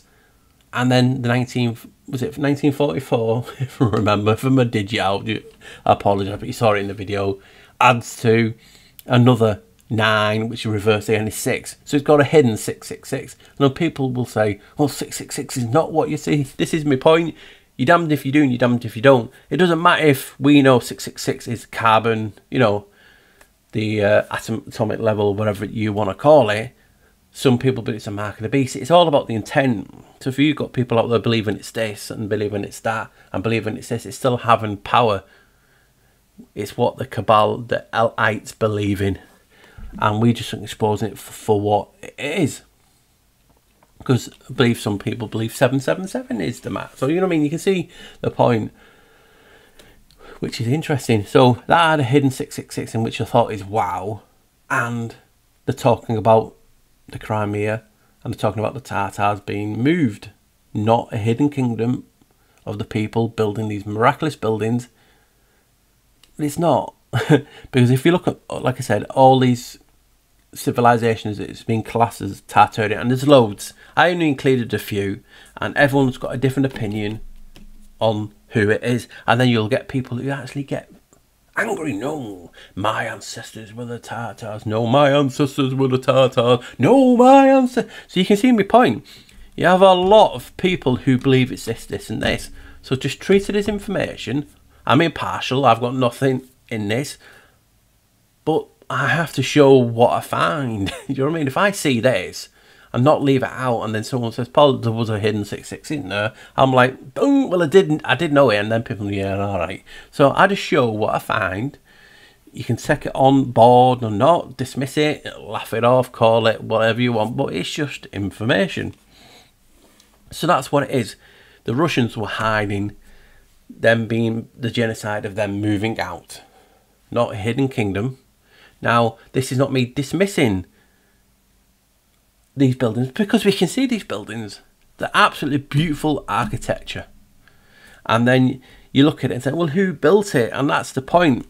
I believe, in my opinion, it's the Elites. Follow the money. These people have the antiquity, whatever you want to call it. They're always buying up the patents. They're all getting the tech. There could be ancient tech left over from previous, the precursors, as I call them, before the really big curse, the heavens opened, the floods and all that. I always call that, anyone before that were the precursors, because they cursed. So the world got cursed and the world got flooded, and only 8 survived according to the Bible. Yet Noah is associated with Janus. Now it could be misled, high probable it could be. It even could be different people. But what if? It's always that what if. And as like I said, it's not just one connection that I've made. It's countless on countless and countless saying Janus and Noah are one in the same. Not just one source. Total books, you know, you guys have seen it over the years. So I'm just coming to the assumption that Janus is Noah. Well, one of his names. So then I guess you think the flood, mud flood, resets, thing that we use in the community to tie with Tartaria. So Tartaria, for me, has to be chucked out in the sense of it's not the Tartars in regard to that. It's something else. Other race, you can call it other race, and the Allies built the buildings. Like I said, follow the money. The first state Rothschild bank ever set up was in Genoa, which is named after Janus, tied to the founding of Noah in Italy, and so much more. St. John the Baptist head was stored in the cathedral. Wait, he's one of the patron saints of Freemasonry. Yep, the two Johns. 11. So you can see me point when I get excited. And you know, my brain's racing, and I had to make this video to show you that all the things that people say is Tartarian, I can show you that it's connected. Like I said, it's just my opinion. Doesn't mean it's fact. It just means it's my opinion.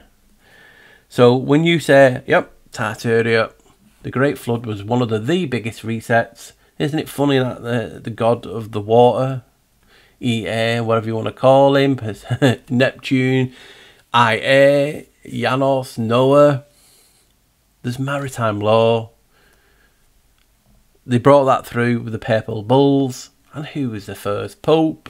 None other than Janus. I've showed you the other people's opinion from ancient books.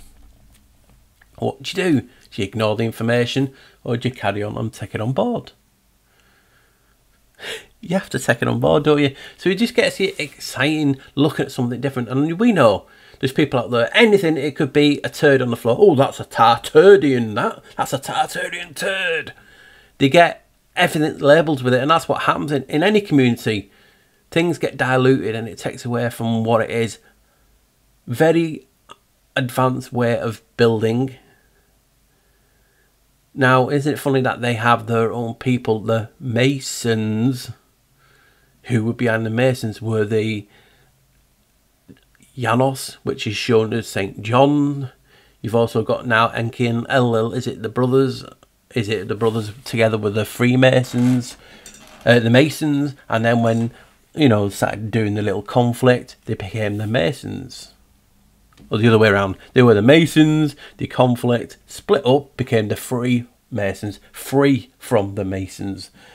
And we always talk about information is light and knowledge, and that's what the Freemasons talk about. Look to the east, meaning to the sunrise. The more light, the more information. So they're controlling the knowledge, which any secret society will do. I mean, to me, a secret society is one that's not known.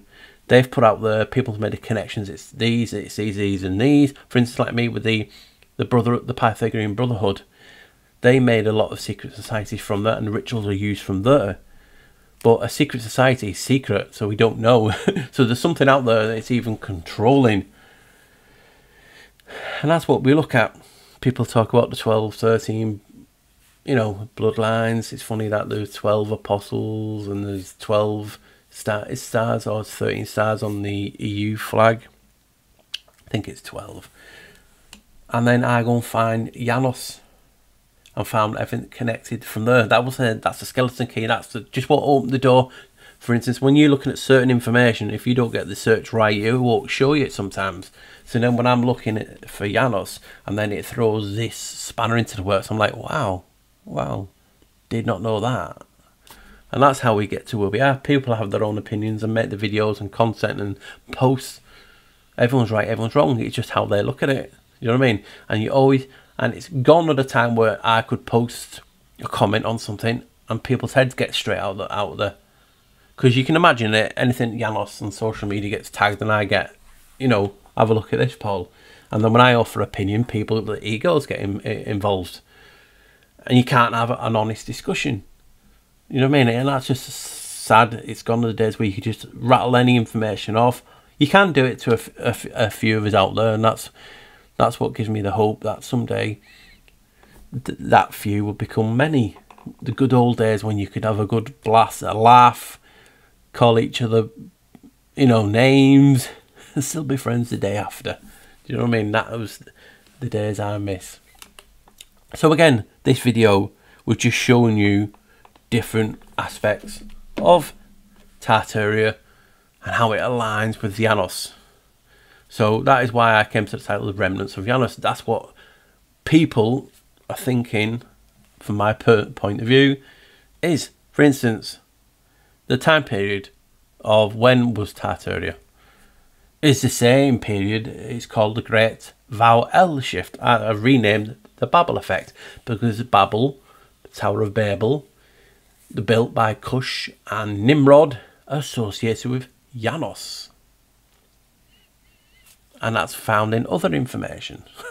So this person, this god, Janus, so insignificant, yet you can find a lot of information tied to him. And that's why I always say to people, research it. You're going to absolutely blow your mind. When you start seeing it and then seeing the 11, a lot of the doors open and you're just like, wow. I've got a lot of friends out there who I've just, you know, I mean, it's not like you have to research it. It's just, I mean, if you're interested in stuff, check it out. And the doors will open. I've got people messaging me all the time. Look at this 11, look at that, oh, that's tied. And you're like, wow. So that's where it leads to. So what are the main things in Tartaria? So you had the flood, the reset. Resets are a big topic. Noah, Janus. You then got giant doors, all the buildings. Giant. Gian. It's a derivative of Janus. So even the word giant is derived from Janus. And I have to thank a friend on social media for that, who pointed that out to me. I would have got to it eventually, but like I said, you have to give credit where credit's due. And that's what it is. Gian is a derivative of Janus. And it's giant. And he was a giant, according to the ancient script in the Genoa Cathedral. That's 2 down. So they talk about how it was giants. Janus. Talk about how all this was done from resets. After reset, but the original reset wiped a lot of the population out, which was a flood, which brought in the maritime law. Janus, Noah. Then another thing in the Tartarian community, star forts. People call them bastion forts. You can call them whatever you want, but they are beautiful. Again, what happens? Like I said, this can happen with anything, but when you get all these connections and then you see that Janus taught humans how to wall cities. And like I said, every star fort is not a city. Some of them are like defence forts. But most of the cities from the medieval period, which is, we got it, the Great Vowel Shift, have walls on them. So if Janus taught humans to build the walls and the star forts, and then you have the Uranus link that I was talking about, why are people not talking about it? It's like people just don't want to look out from the norm. And I know a lot of people in the community and the brilliant minds. Do you know what I mean? And they see their thing and they make their connections. And that's what we need. People making different connections. I'm not right. I've just saw a connection because I researched Janus. He built walls. He was a giant. He was Noah. So there's 3 the main big ding-dings from Tartaria community. Do we just ignore that? He taught the law, maritime law. Nothing to see here, as they say. So that is just what I got excited. I'm seeing these connections after connections, and then obviously the rest of these genocides and plagues that we have. I have no idea if it actually ever happened, or it's just part of that lie that's in history, that one person's perspective, because we wasn't there. But Genoa,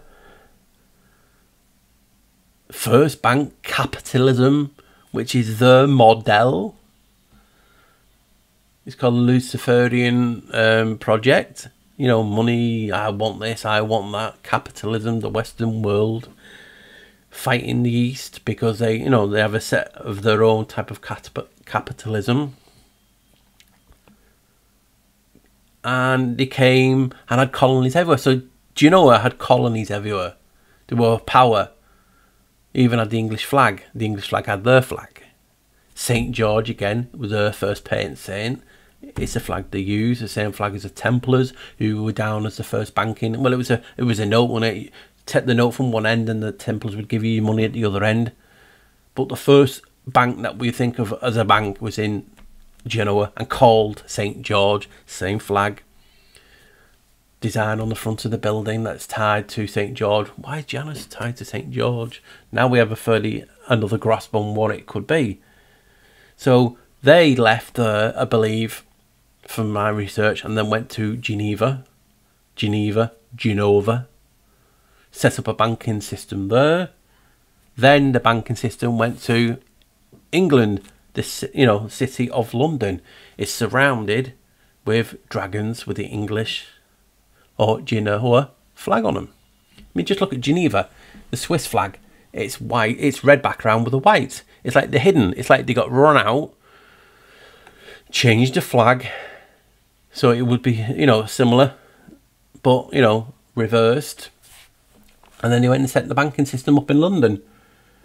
But they also had colonies in the Ukraine, in the Crimea, all the way up to, you know, near Mongolia. And it, like you see in the video, Kafir and different things like that. Pardon me. And that's what the Black Death, the plague, was brought in. Back on Genoa, which is known as the doorway to Europe. And spread. Where the Elites tried to hide it out in the Tsar cities. Just makes you think, doesn't it, how Janus is connected to Genoa, the banking, the walls, everything. Yet, when you talk about Janus to people, what is their first impression? They get triggered. And I've had a lot of people tell me they're trying to show people, yeah, have a look at Paul's videos, look at this, what I think Janus is, and people get triggered rather quick. So that, you know, that automatically leads you to think, well, why are people getting angry when you mention Janus? Because he's insignificant. Well, if you get your ass off the, if you get your anus off the chair and look, you'll see Janus is just the entity's name. It's the doorway. He's a keeper. He's holding the keys. He's holding the peace. Things have to go through him. You know what I mean? So, is that the intermediate that we're talking about? Is it the brothers basically being the two-faced? But what's interesting is that Janus originally had 4 heads. And it's like a countdown. It's like 4 heads. Then in that the Great Vowel Shift period, he went to 3. And people assume that's the past, the past, the future, and the present. But you look at all church doors and cathedrals. How many doors did they have on? They have 3. And then they were known as the Trinitarians. I've done an old video on that. It's on me Odyssey. Strange that, isn't it, that they call the Trinitarians because they're believing in the Trinity. So that's what you call it. If you believe in the Trinity, it's the Trinitarians. And then there's an order of them still going today, and there's a link to the Jesuits also. It's just intriguing, isn't it? And when I've done these videos and videos and videos, I'm putting them all together and putting into this. You know what I mean? Like I said, I don't want to be talking forever, but it's just wow. And we're talking about a period in time, the Great Vowel Shift, when this so-called Golden Empire was here. Well, they changed the language. They tried to segregate us. I mean, was it a case of we were then becoming, you know, more enlightened? And no, we'll scratch that. We'll change the language. We'll put barriers up.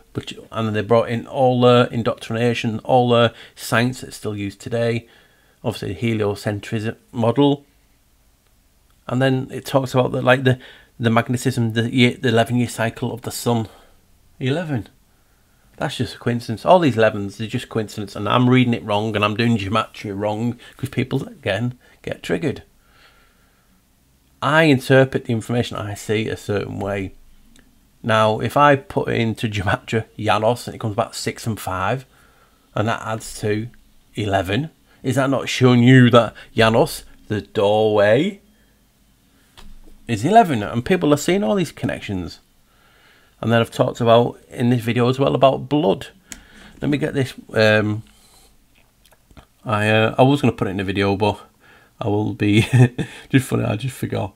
Like I said, I talked to my friend Jay, and it might be in the chat. And I've talked about how the power is in the blood, in the sense of we had gold, silver, copper, and gold in our blood with trace elements. I believe even gold in trace elements is in the sea, because it's a good conductivity. Well, silver's the best, I believe. And every one of them I can get to 11 without no trouble. And we're talking about how 11 is a doorway. So if you have enough of that, does that open the door to something else, the conductivity? And that's what I was talking about. It's just a wow. I mean, obviously, plasma is, plasma in blood. Plasma is the liquid portion of the blood, and it talks about how 55% of our blood is plasma, and the remaining 45 are red blood cells. White blood cells and platelets that are suspended in the plasma. And it talks about plasma is, let me just get this so you can see. Plasma is, I don't know if it's going to reverse, but plasma, as you can see, this I got this from Jay, is 92% water. Wait, 9 and 2 is, yay, you got it, 11. Water. Noah. Enki. Enki was supposed, I always get mixed up with who made who. You know what I mean? Because, like I said, you can find so much information, it's just ridiculous. So you can see my point. 11 is tied to Janus and Enki and then Lil. And it's 92% water. Is 11. Do we ignore that? Do we ignore the connection of that? No. It's like when in the modern era we had to Bezos going into space on his blue ribbon, blue bird, whatever it was, and blue feather, whatever, and it hit the Kármán line, and the Kármán line is another 11. And the people who acknowledge and look at the oceans. Let me get the proper title, and then I can show you. I was going to put it in, but I will be honest, I forgot. my brain is like a goldfish sometimes.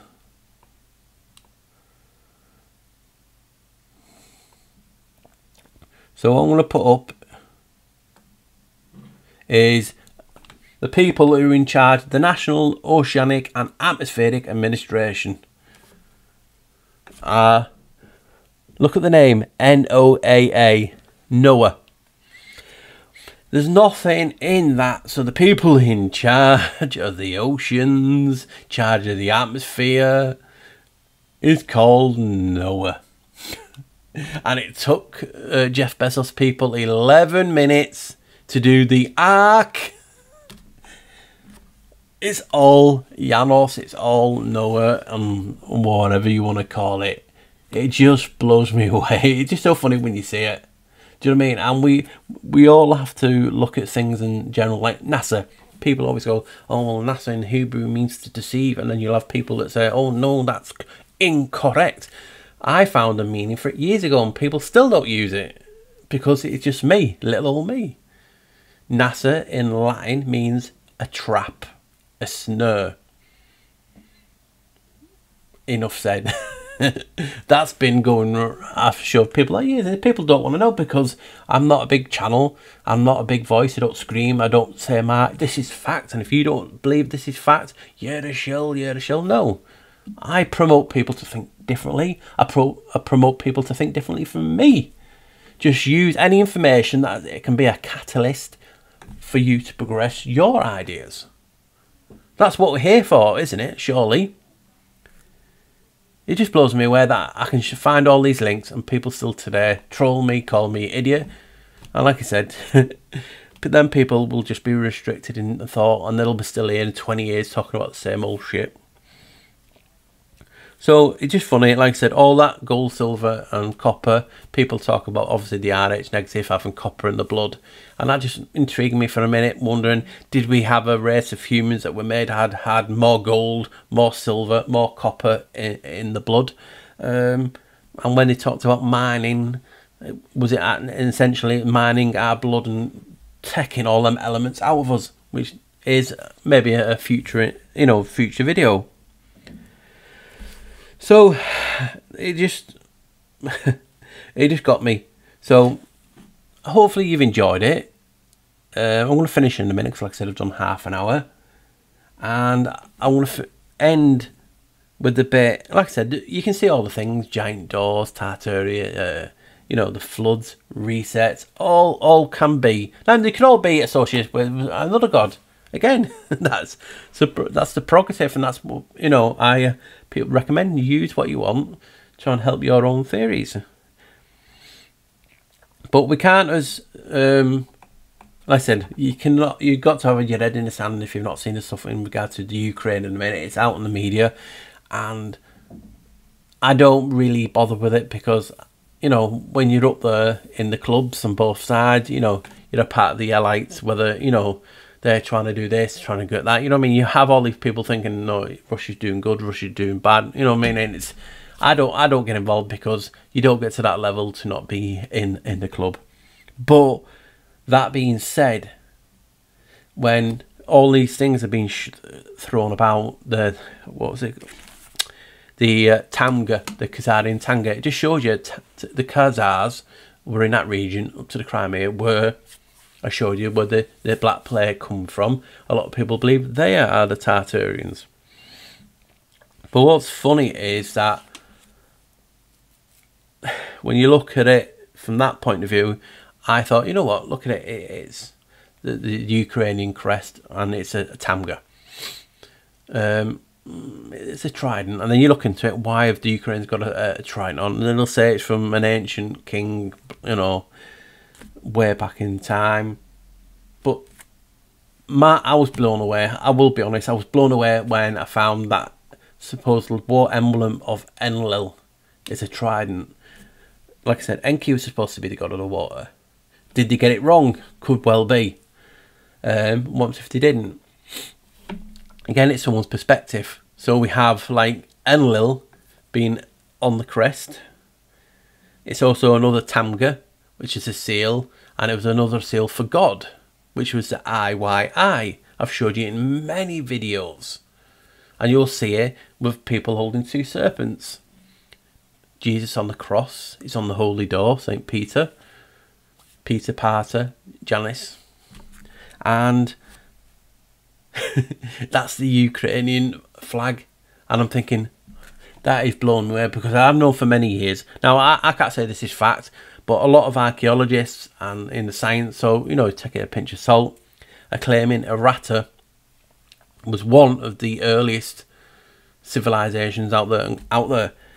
And Sumerians talk about they came from a place called Errata. Now, science and archaeologists claim, because they've got written evidence, you can see videos on it if you type it into YouTube, how it's the earliest form of like cuneiform and tied to Sumeria, because they have kings lists and different things.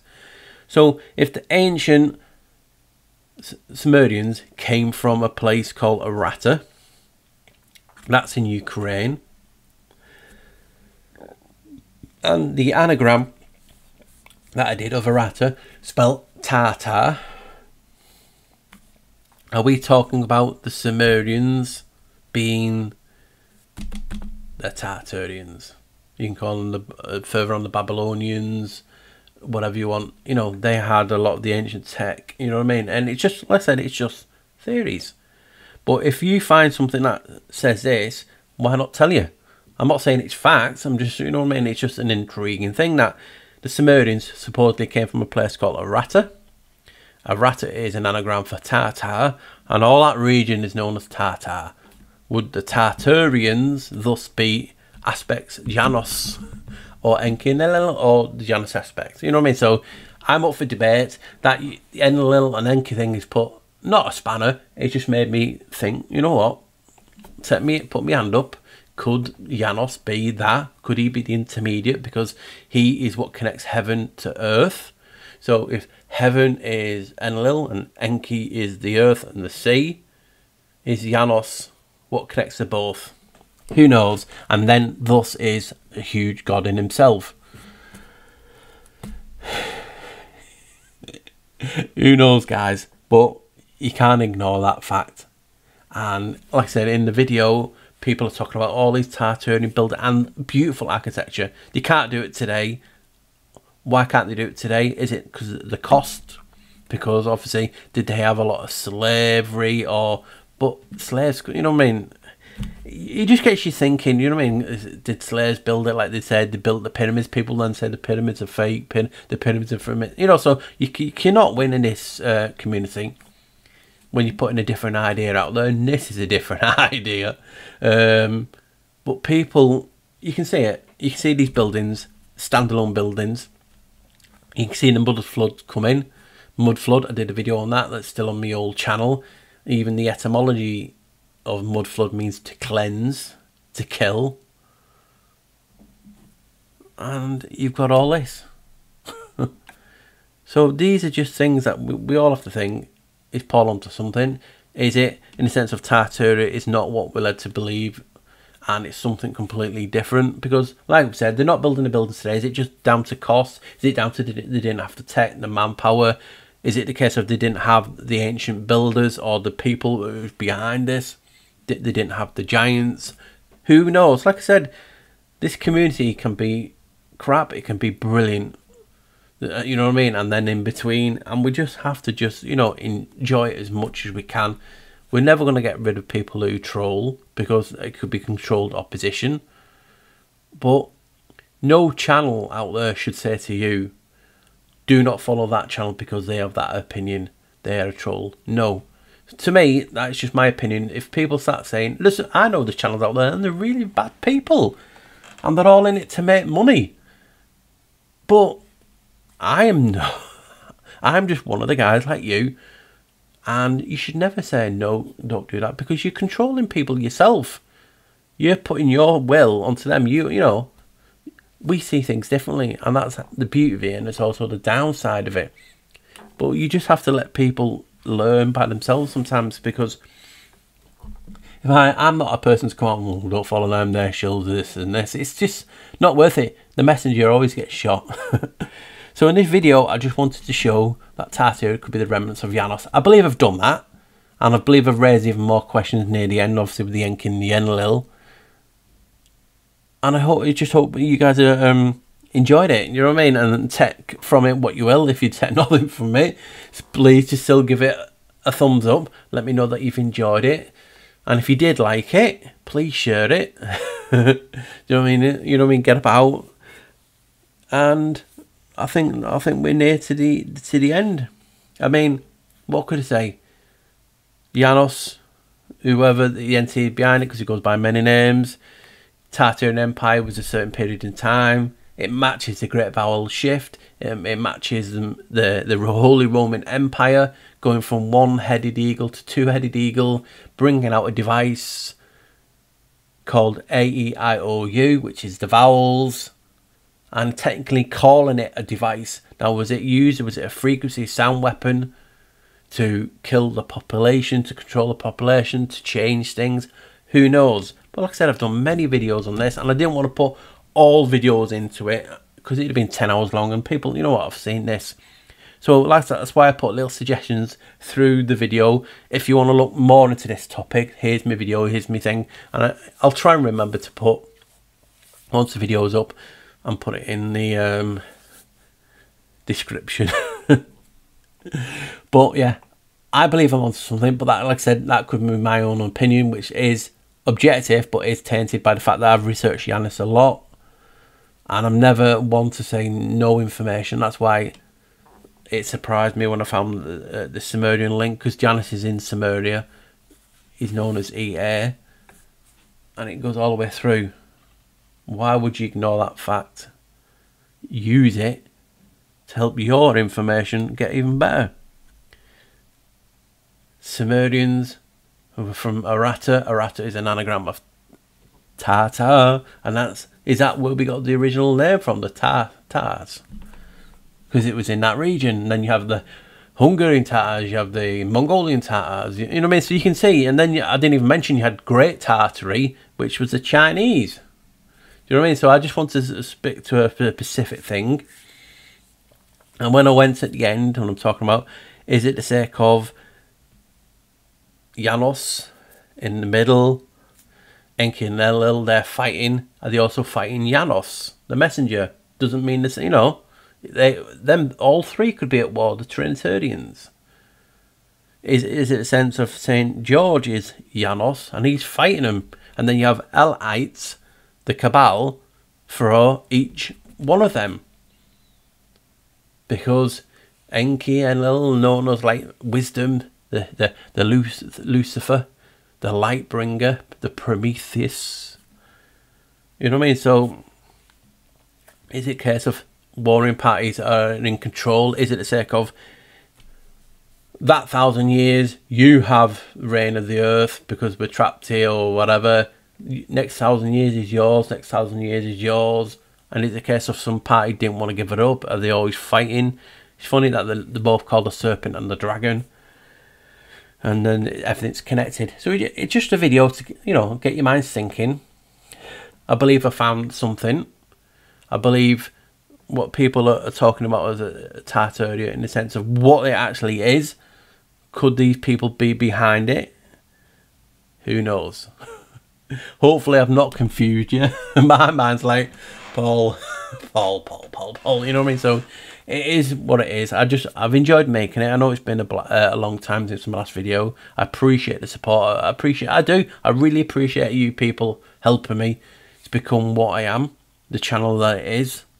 And like I said, I need your help to promote my content, my thoughts.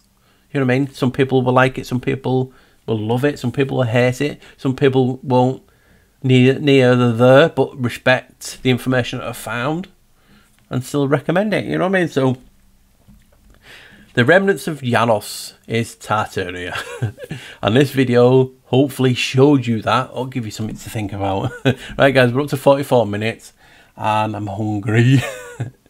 I'm not telling you what day this is, but guys, I appreciate your support. Please like, you know, like whatever, what do people like it, share it, subscribe, all that good stuff.